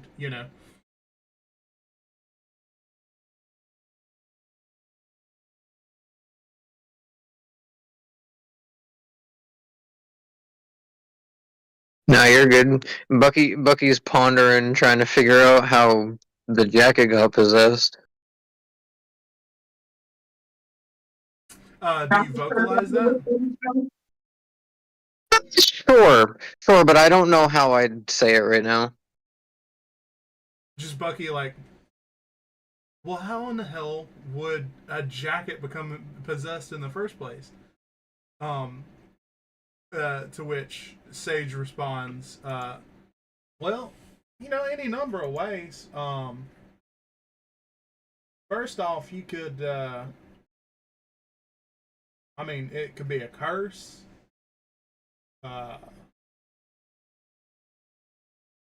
Could be anything really. Hell, some bastard could have trapped somebody in there. Now that's probably what happened out here on the Opals.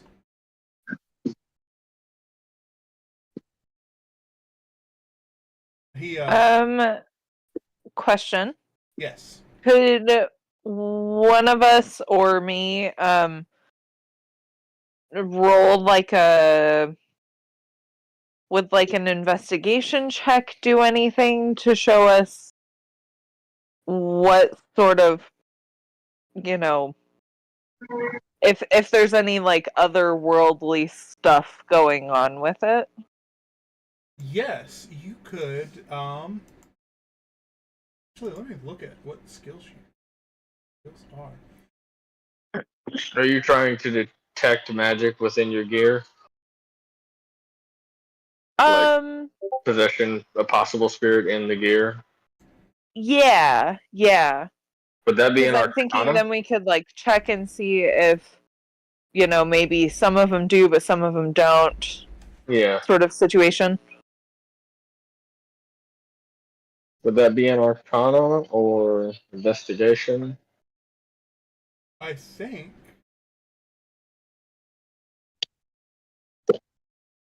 That would be an arcana.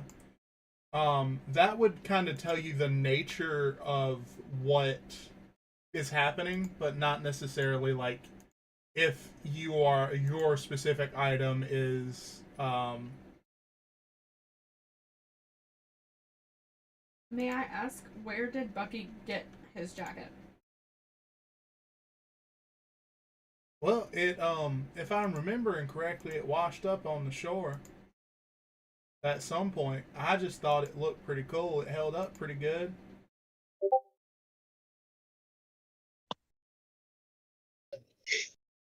So then it could have been William's jacket, is what I'm hearing. Probably Williams, whoever this William guy is.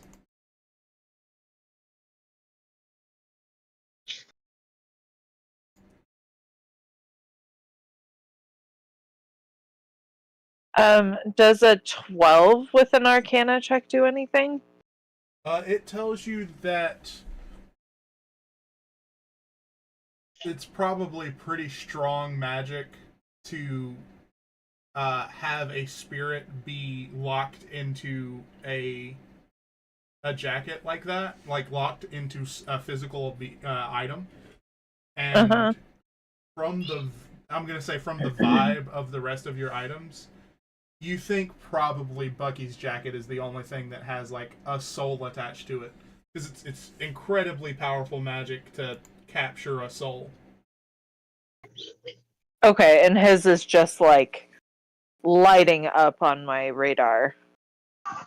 Yeah, pretty much. It reads as Okay. like a far different like energy signature, I would say. Okay. Okay, cool. Good to know.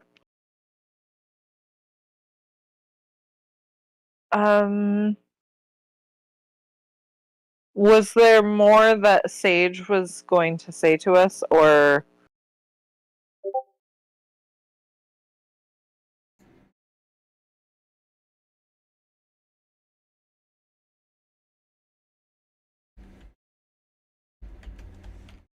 I think that was about it, unless you had specific questions for him, because he's not actually 100% certain on what the hell all is going on either. You know. right?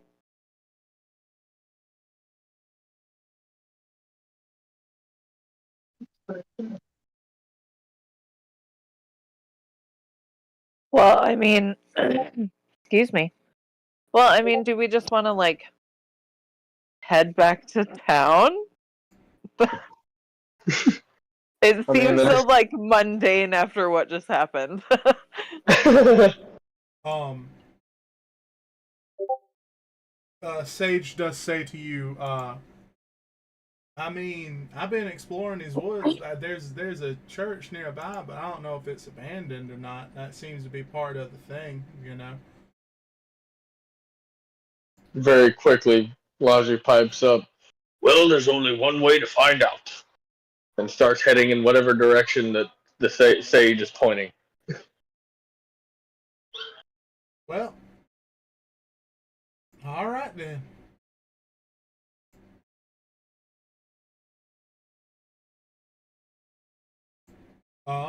Sage. I mean, honestly, just begins to lead you off in a direction.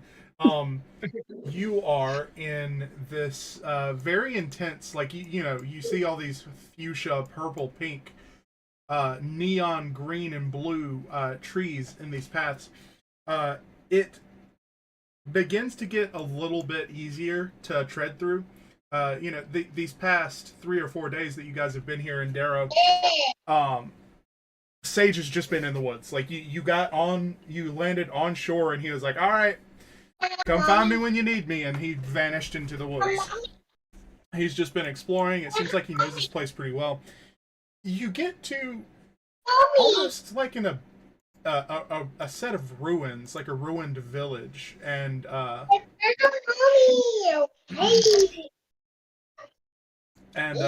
you find this, like, there's not a whole lot actually. There's only one building that's kind of far off in the back. It's almost completely covered in these trees.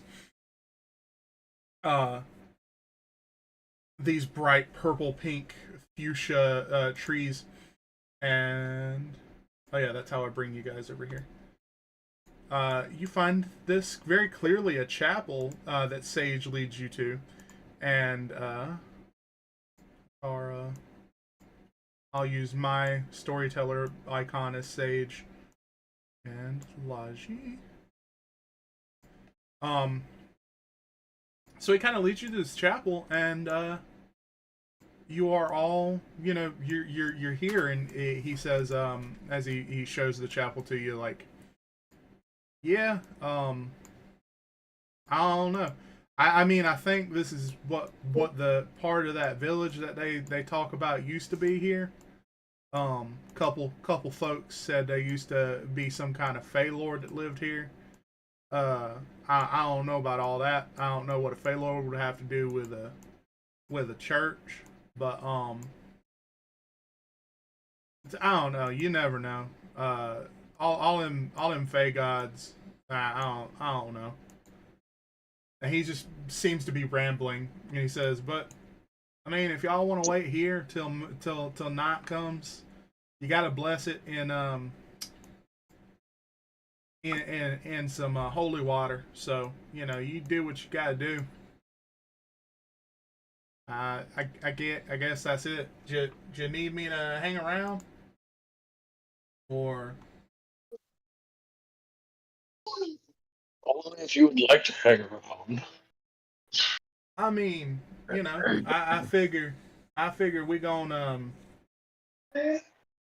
we're gonna be hitting the road soon once we get our supplies all up in stock and stuff. So I kind of want to,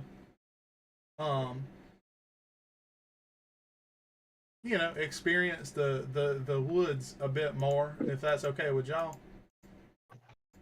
He's Fine already. by me. I was gonna say he's already like 6 feet in the other direction, just kind of slowly meandering, drifting away. Have fun. Right. I guess I'll see y'all in the morning.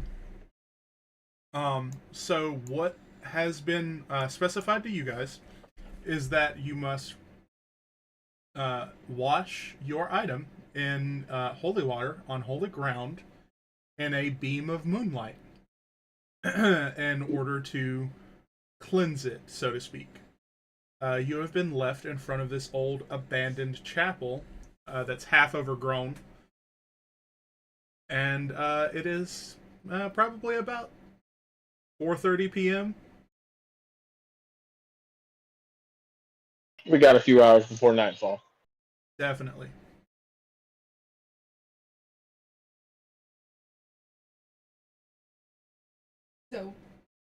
So, if you would like to take a short rest, you can. If you have something that you want to dick around and do, any interpersonal role play, I highly encourage. Any questions that you have for me before we cut to, you're doing what you're doing?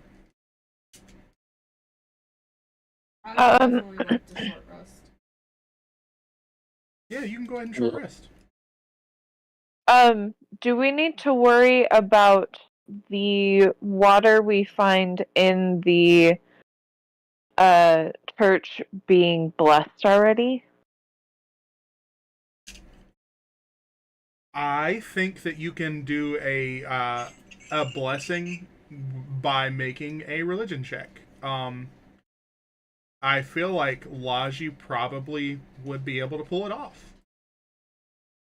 Let I me was see. gonna What say I is have a my? +0, so. Forget what mine is. Hold on. Say I don't know if you have an incredibly high bonus, I got a but +1. I was gonna say I'm willing to give you advantage on the roll as well because of the nature of your class. That's fine. All right, that works. Our hip So advantage with a +1 to religion. Sweet. Let's see what we get. Well, I won't need that advantage. That was a nat 20. So, for safety's sake, Laji takes and finds this bowl. Do you have any specific way that you would like to kind of bless this water? I am. You can flavor it how you like. I don't know how I would. So I think a very simple nondescript way would be to basically say a prayer over the water and ask, divinity to bless it. All right, that works. So yeah, Laji blesses this pool of water in this central basin. I'm going to put you guys in here. And if there's any specific place you would like for me to put you, let me know. I gotta open up the quest portal. Let me see. Hold up. Wait a minute.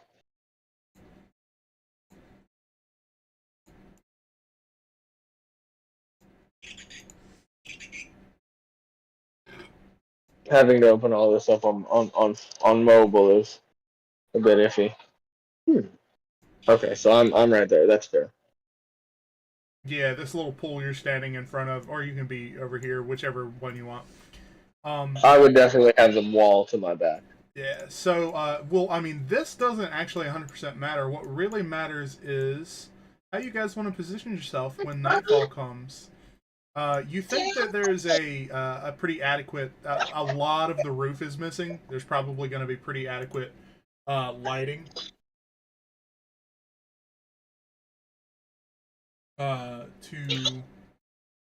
To find a moonbeam that you can bring this bowl of water into.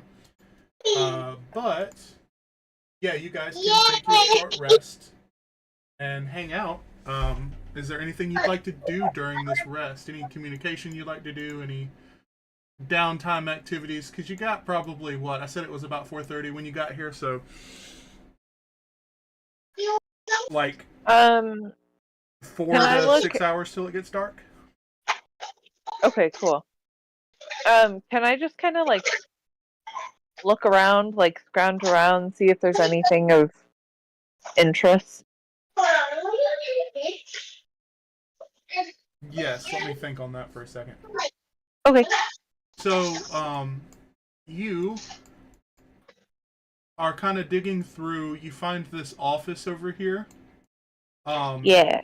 There doesn't really seem to be anything too major in there. You can find some in the busted drawers of the desk.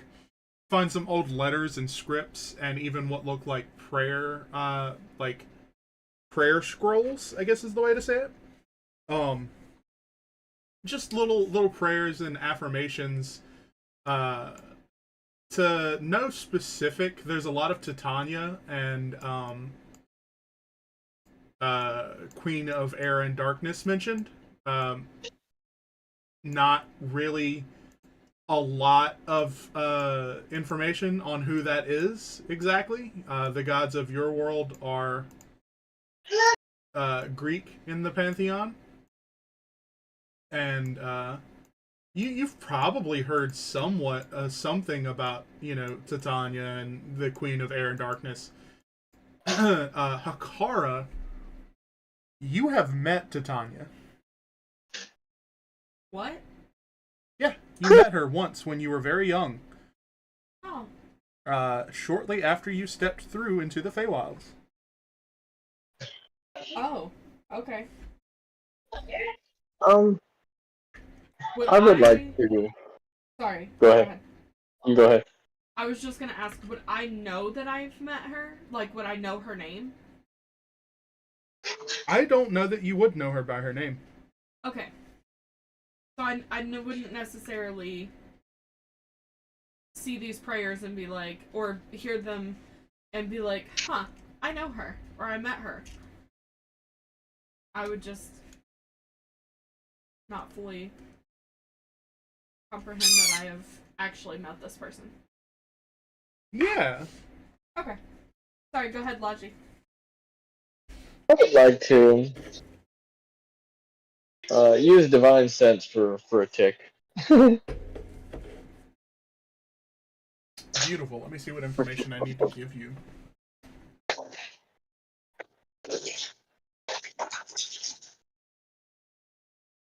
Ew, Dip.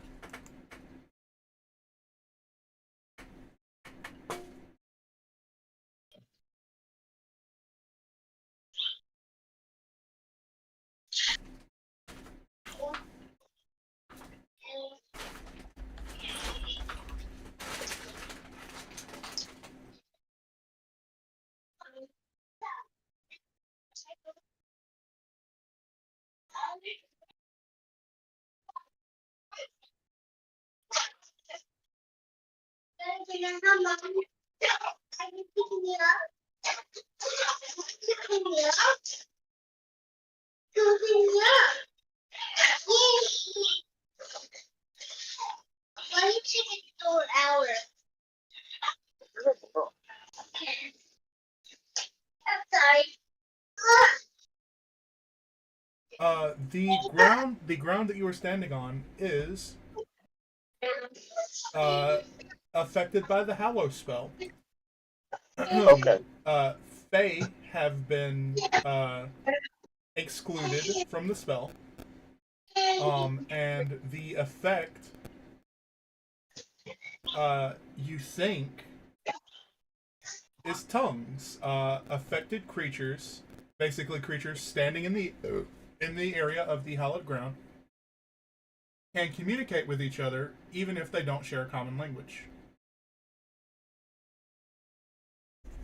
So anyone on this ground can speak to each other, no matter what language. Correct. Beautiful. but I don't detect any presences as dictated by the text of Divine Sense. You absolutely do, I believe. Oh. You sense the presence of a soul, an undead soul, Good. in definitely for sure lighting up like with a big red neon arrow, Bucky's jacket. Ah. Well, that is an intriguing detail. Just so you know, the hollow effect fully is celestials, elementals, fey fiends, and undead can't enter the area, nor can such creatures charm, frighten, or possess creatures within it. Yeah. And from your divine sense, you can tell that this hallow spell has specifically excluded fey.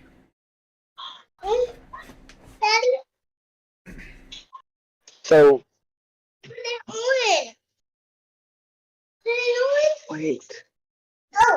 Oh. You said undead can't be here, right? Okay. I will expand and say what I'm interpreting this as is that can't willingly cross the threshold. Okay, that's fair. Because And I assume you knew my next question. well, I possibly we'll see with what I'm about to say. You get the feel that whatever's in Bucky's jacket is not like active right now. Okay. So Okay. Yeah, that answers it. Gotcha. cool.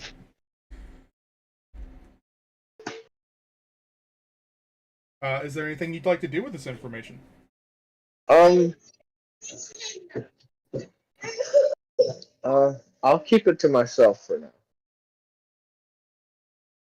Noting Would he it and sense? moving on. Would he sense anything else? Is there something that he should be sensing that I forgot about?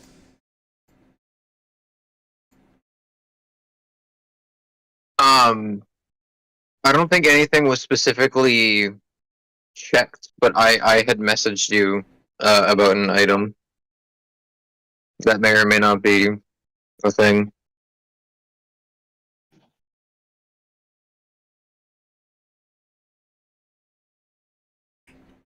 Is that it is okay? Let me check on that.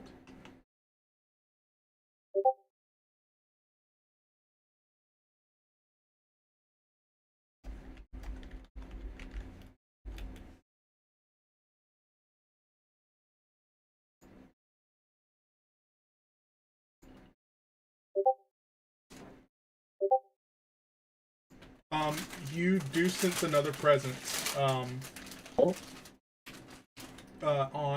Bucky's person. A ghostly presence. Again, it feels very dormant. Okay.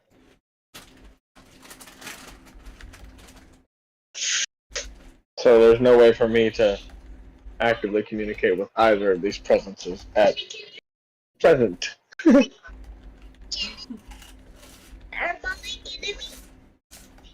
She's gonna come pick you up. Stop.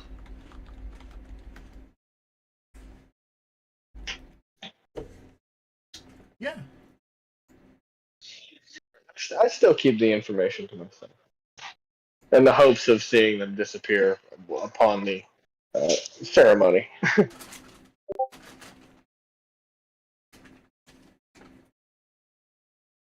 Cool. So does anybody else have anything that they'd like to do in the meantimes?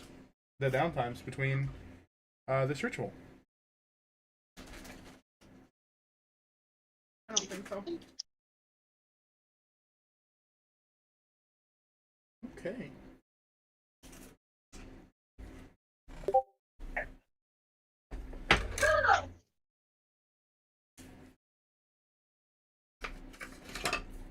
So, several hours pass, and through the windows you can see the escalating, the moon climbing in its path, shining brightly, and sure enough, it seems as if it is going to line up perfectly.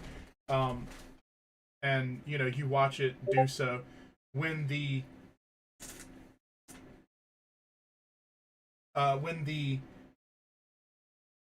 moonbeam hits this pool of water that you have blessed, Logi,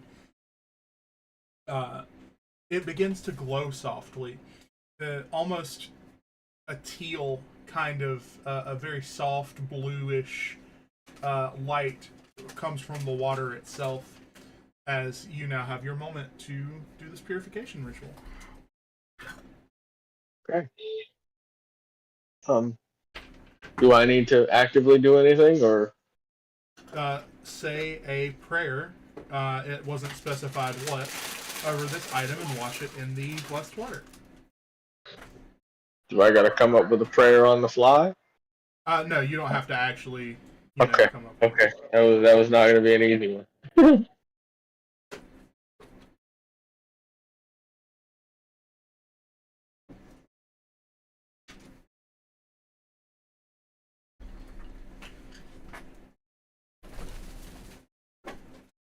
So,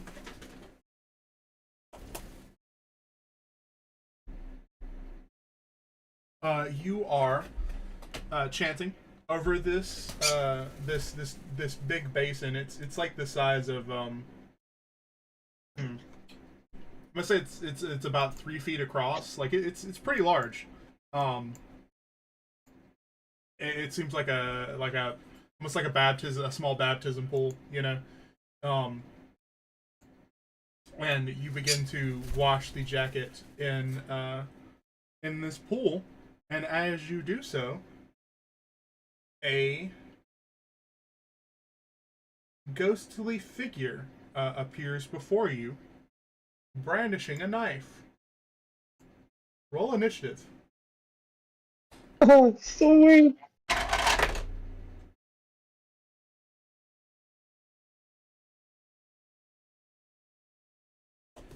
Fuck off. Wait, I'm sorry. What the fuck just happened? Explain the last like 5 seconds. Who's holding the knife? The Okay. spirit of William. Oh shit. Okay.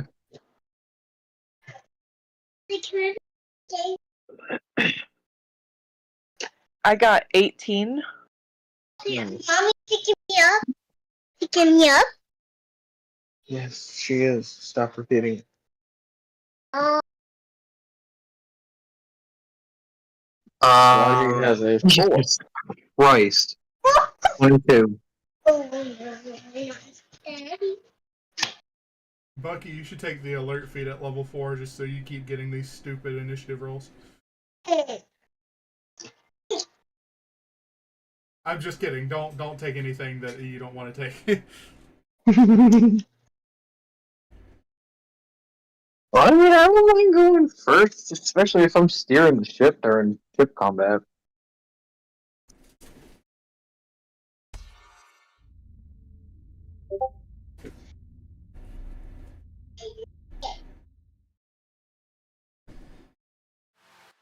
Hey, you're back. Do you want to roll your initiative? I rolled it for you, but you can roll it yourself if you feel. You might get higher if you roll yourself. Okay.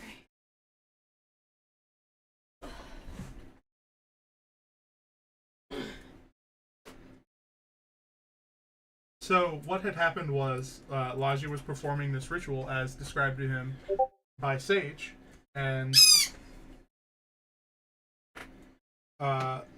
in the midst of it, this the spirit of William kind of pulled itself away from the jacket and manifested, brandishing a knife.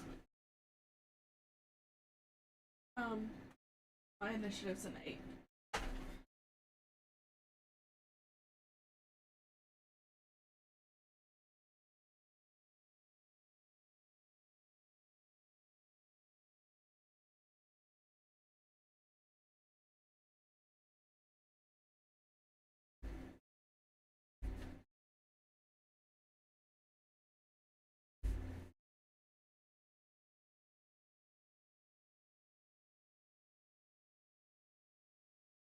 Bucky, you're going first, buddy.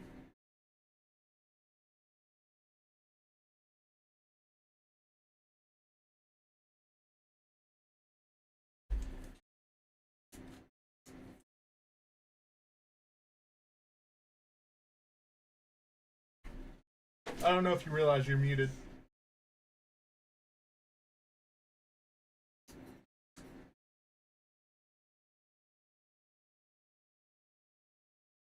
No, I did. I am trying to read Calm Emotions, the second level spell. Yeah.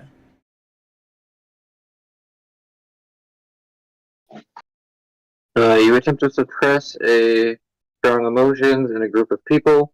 Each humanoid in a 20-foot radius sphere centered on a point you choose within range must make a charisma saving throw. I really want it to just affect William. If a creature fails its saving throw, choose one of the following two effects. You can suppress any effect causing a target to be charmed or frightened when the spell ends. Alternatively, you can make a target indifferent about creatures of your choice that it is hostile toward. That's what I want to go for. Awesome. So I need to make a charisma save? Let me see. Yeah. Cool. So, he's got a pretty okay charisma. It's not outstanding, but does a 16 save. Yeah. Yeah, so he saves, unfortunately. Okay.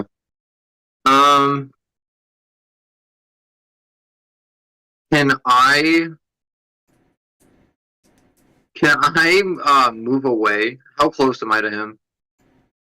Let me pull up a token for him, actually.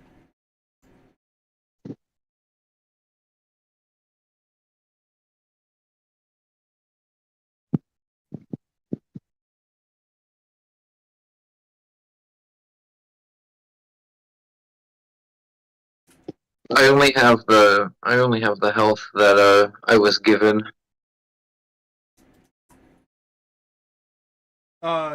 You had the opportunity to take a short rest if you wanted to, so you can use your use some hit dice. Oh, I missed that. Okay, yeah. Thank you.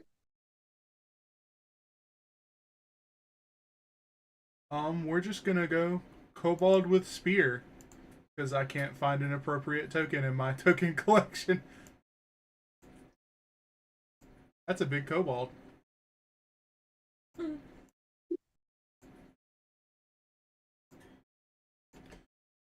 So this whole room is probably only about 25 feet across. Yeah, 20 feet across. So you want to move as far away as you can. Yes, I do. Cool. All right. Eode, you're up. Okay. You guys very much so recognize the face of this ghost as the face that was kind of hovering over Bucky's earlier. Okay. Let me look up one thing real quick.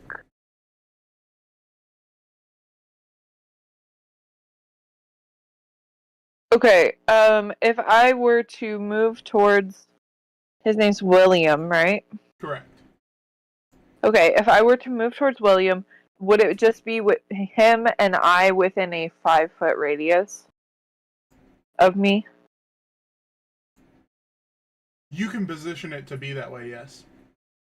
Okay, cool. I want to do that. And then I want to use a powered take. Powered take. Perfect. Okay. Yeah. Fuck. Does a 12 hit? A 12 does not hit. Damn it. Okay. Then I want to use an unpowered give as my bonus action. Awesome. Go ahead and roll that attack damage for me. Or attack hit, whatever. You know what I'm trying to say. Yeah. Does a 14 hit? 14 does not hit. Okay. Ooh. Everything okay? Yeah, he's just got good AC. Yeah, he's got a pretty high AC. You are up, Hikara. Okay.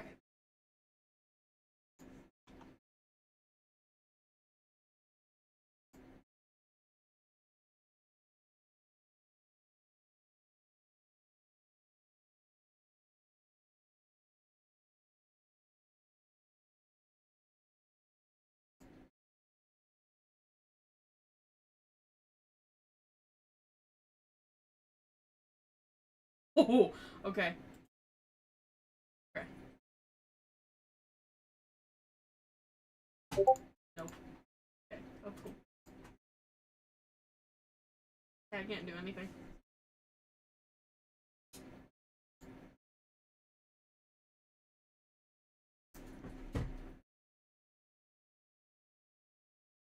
I mean, you could Halo of Spores him. Try to, at least. It would use your reaction, and you would have to move to within 10 feet of him.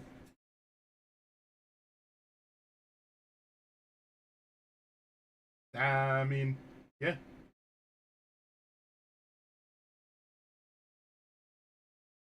Yeah, I can do that. If you want to, don't let me force you into something. No, I'll do it. There's not really another reaction. Oh. Opportunity attacks. It's fine. I'll just do the Halo of Spores. You sure? Yeah. So he needs to make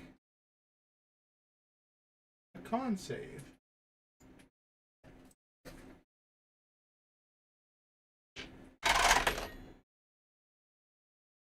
Does a 8 save? No. Okay. So he takes 1d4 necrotic damage. 3 damage. 3 damage.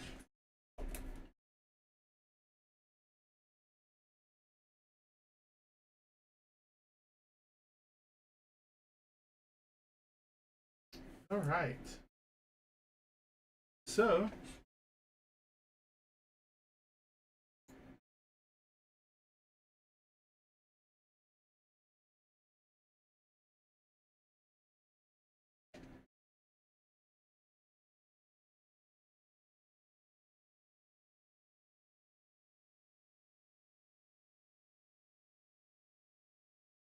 dicey, dicey, dice.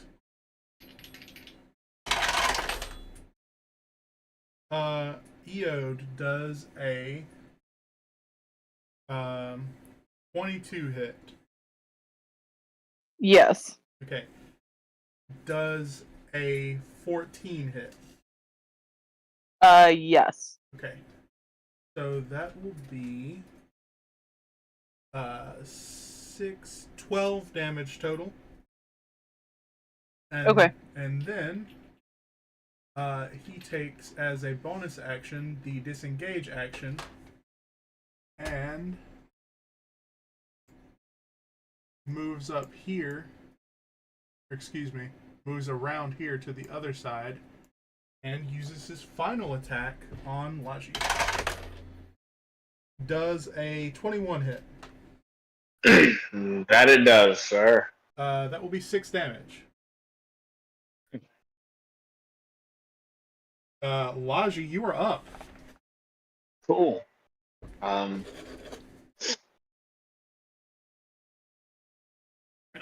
He is fully feral. He seems to not be in his right mind.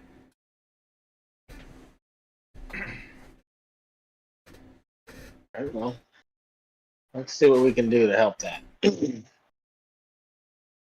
I'm gonna need a wisdom save. Absolutely. How's a 5 do? It doesn't. Command grovel. Grovel, okay. Falls prone and ends its next turn. Beautiful. I love it. That'll be my action. And how far away from him am I? He's right up in your face. He's within 5 feet. That's where I want him. He's laying down in front of me. Perfect. End turn. Bucky, you are up. Does prone give advantage to melee attacks? Question. Pretty sure it does, but now that you ask, I just want to make sure. because I think it gives advantage and then disadvantage on ranged. Right. Petrified, poison, prone. Creature has disadvantage on attack rolls. An attack roll against the creature has advantage if the attacker is within 5 feet. Yeah. So if you're within 5 feet, it has advantage. If not, disadvantage. Alright, cool. Bucky, you're up.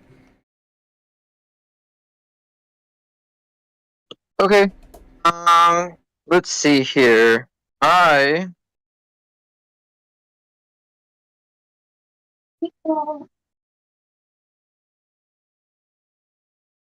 going to attack. I'm just going to lunge at it. You know what? Actually, I don't want to really fight him.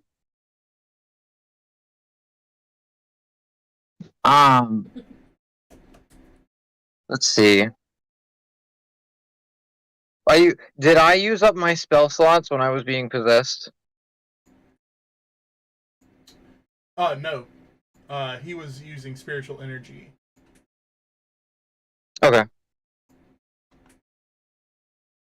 He was using his own mana, basically. Okay. I'm gonna give Calm Emotions a second shot. Sweet. So that is a charisma save for me? Yep.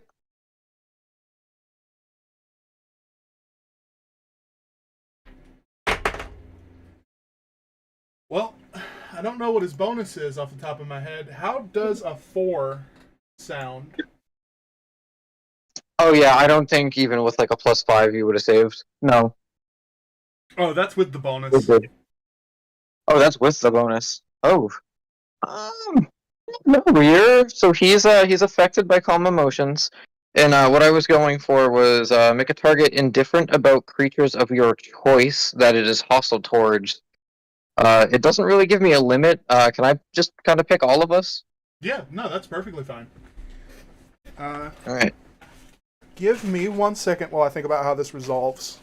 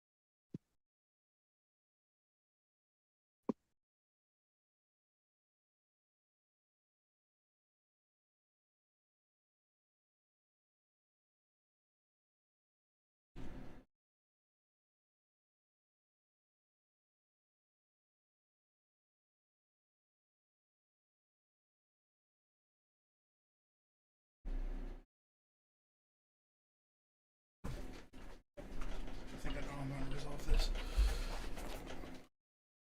Okay, so within your action to do the calm emotion spell, is there any way that you go about it? Any specific words that you say? You know, anything that goes along with the spell that may not necessarily be a part of the spell, but counts, you know?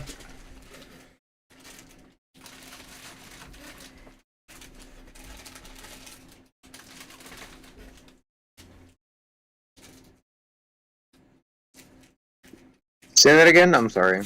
Is there anything that you do with the spell that you want to use to, like, flavor it? To kind of like... I'm assuming that the effect you're looking for is to end initiative, basically. Yes, I want him to chill out and like talk now that he's not in my body. Okay. So... And I have something that I would say too to kind of encourage him if you want. Yeah, what do you say? Alright, so Bucky's gonna put his hands up and he's gonna say, "Listen, my friend. I know that you were looking for information. You're confused. And you don't know where you are. I kind of witnessed the whole thing. This won't be an interrogation. This would be just a talk between us. We mean no. I mean no harm."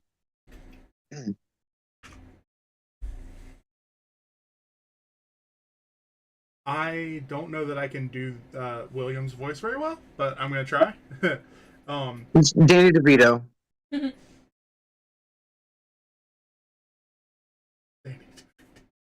So I just started blasting. Is it bad that that was the first clip that came to my head?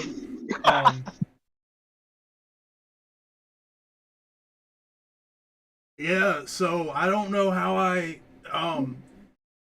I'm sorry. I was so full of rage and I couldn't control myself. I didn't mean to take you where he looks at the ground because he's kind of sat at this point with his knees up and he looks scared and he says, I know I can't be here. I can't be here for long. This is you get the feel, Waji, that the hallowed ground is now rejecting him now that he's like his own consciousness. I'm going to be real and speak in terms of like technical chunky stuff. Right now you have the effects of a speak with dead spell.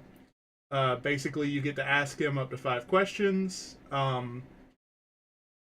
He's under no obligation to tell the truth and doesn't know anything that he wouldn't know in life. But you are more than welcome to talk to him, ask him a couple of questions, try and figure out what's going on if you want to. If not, you're more than welcome to just dismiss him, you know? Quick note before anybody asks any questions. Have you guys seen the D&D movie? Yeah, this could go very I wrong was gonna very say, quickly. Please be careful with your questions.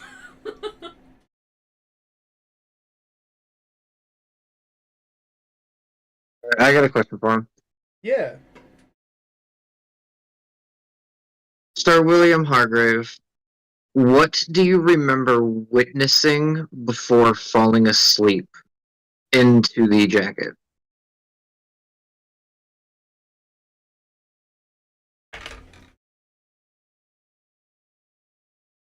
Fuck.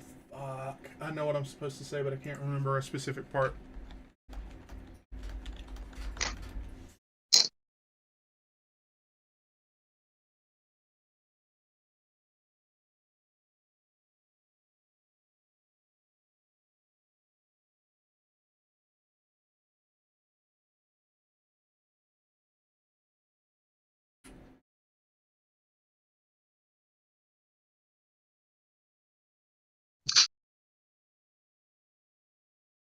The last thing I remember is the eyes of that damn Thaddeus Thunderpaw.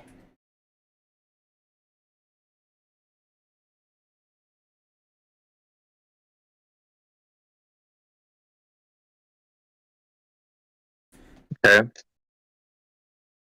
Do any of us know that name? Bucky I think that would be a roll. That would definitely be a history roll. I'm rolling. Might as I well. want to see if I know it. That's an 11. I don't think it clicks with you, Hikara.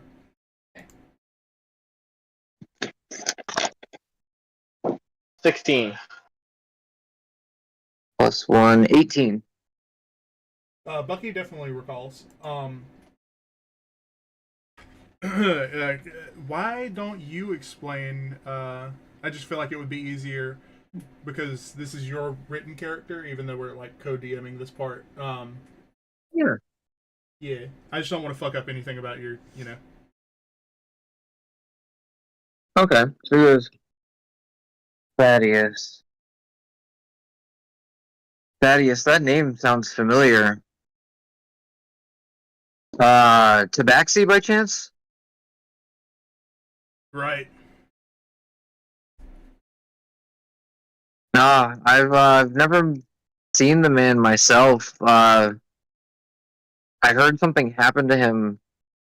Maybe I don't know, decades ago. I know the company's still around, date, but I don't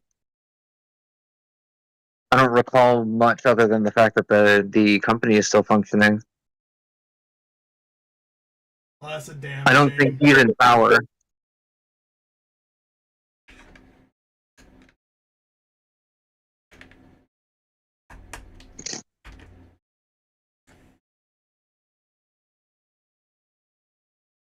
You have 3 more questions.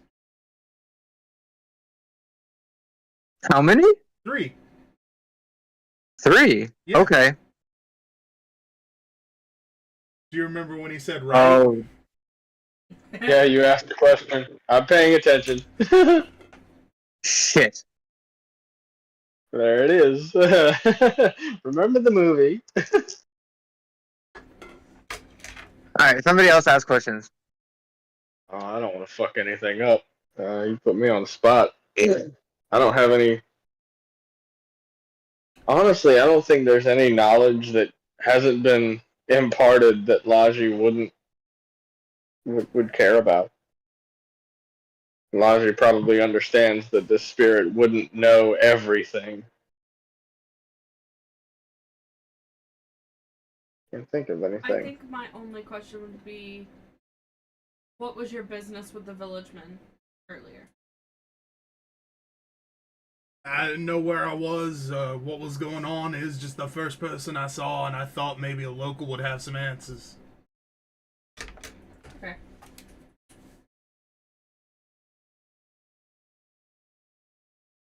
It was also fueled by a lot of rage left over from when I was trapped. Well, that kind of answered my next question.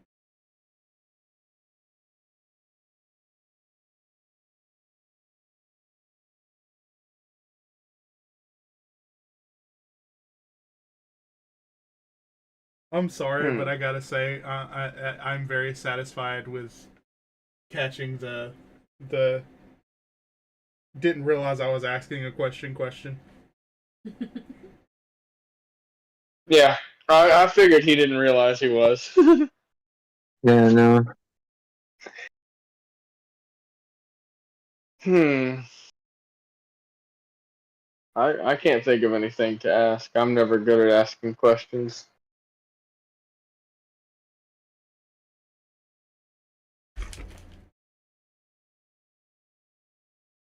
If we choose to keep your soul in the jacket, can we strike a deal?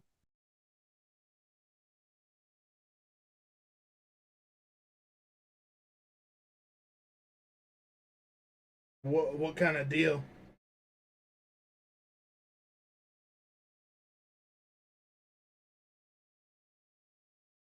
Yes, I'm afraid to say anything. I don't want it to be the last question.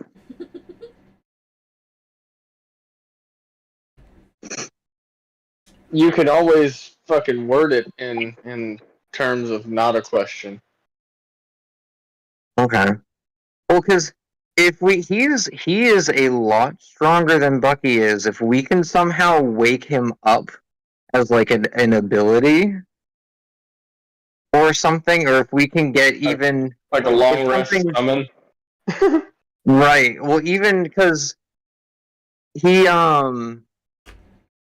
he has knowledge on bait. So if we ever get back, I mean, I know that that's like the whole point of the campaign. But if we have any questions that may be involved on how to like hop from one place to the other, he may have information, or he may know a thing or two. There is also the issue that we do not know how to put him in the jacket. Because we just took him out of it, realistically. We would have to have access to whatever soul magic that put him there. Unless Okay, I he didn't could realize. willingly possess said object.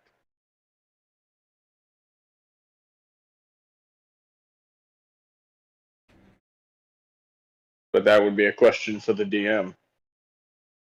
Well, if William willingly hopped out of the jacket, it would be like the same way that Wake can come out of the paintings and hoist.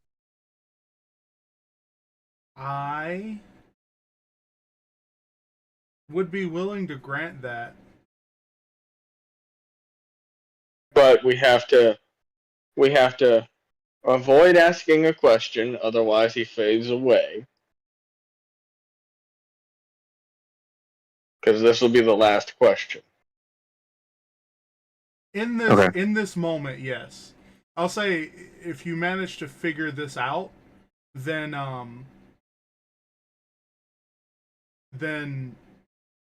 you know, after you would get him back in the jacket, that spell was no longer active because of like the basically what's limiting him right now is being on hollowed ground and being a conscious quote unquote undead. Here's a solid question then. Does D&D have any way to unhollow hollowed ground? By casting dispel magic. Okay. I do not have access to that. Okay. Would I be able?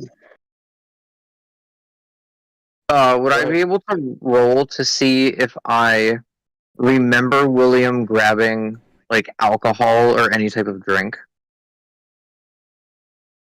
when he started possessing my body? Yeah, make a history check for me. 18 plus 1, 19. Damn. I don't know, it's Sparkle Fart. So what are you looking for specific? Like, what do you want to get out of this roll? My deal with him would be if he sticks around with us and doesn't start shit, he can possess my body and have as much drinks as he wants.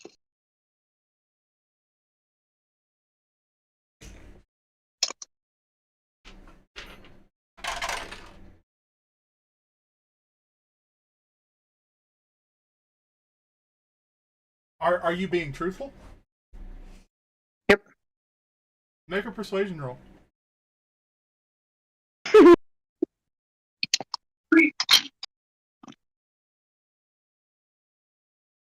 My persuasion's a plus 7. Holy shit. 14. I got a 7.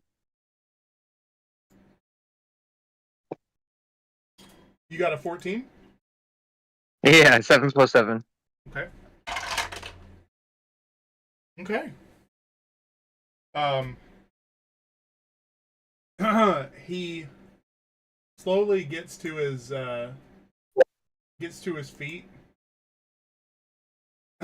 Holds out his hand to you, Bucky. And he says,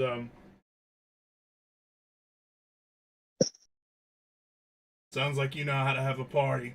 And as he's saying the last few words, you see the kind of bluish, greenish hue of the spirit in front of you being pulled back into the jacket.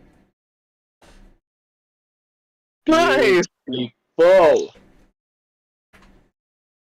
Laji immediately grabs the jacket and tosses it away from him. Can I...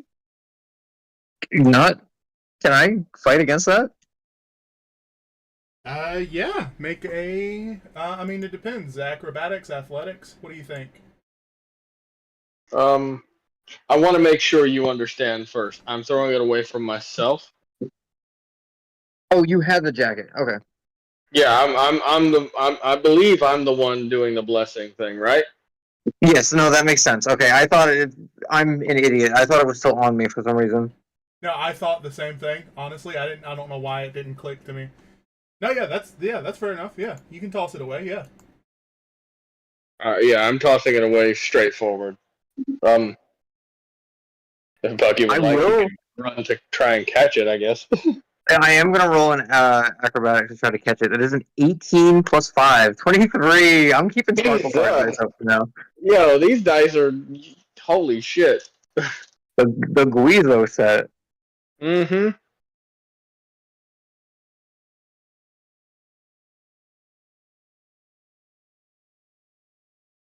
Yeah. No, you easily like snatch it out of the air. Actually, He does 2 steps forward and then a third one he catches it with his foot and kind of pops it up in the air and then it spins in such a way to where he sticks his arms out and it like lands on him. I like it. Oh shit. Yeah, that's dope. I dig it. Yeah. No. I like that. I honestly did not think that you guys would solve it that way, but you did.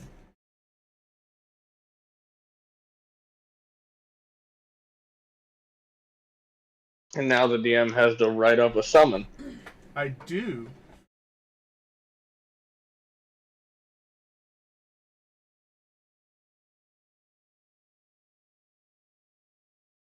Interesting. Interesting. Okay. What a intriguing fucking session so far. Yeah, well, I am going to go ahead and that feels like a good place to call it for now. Yeah.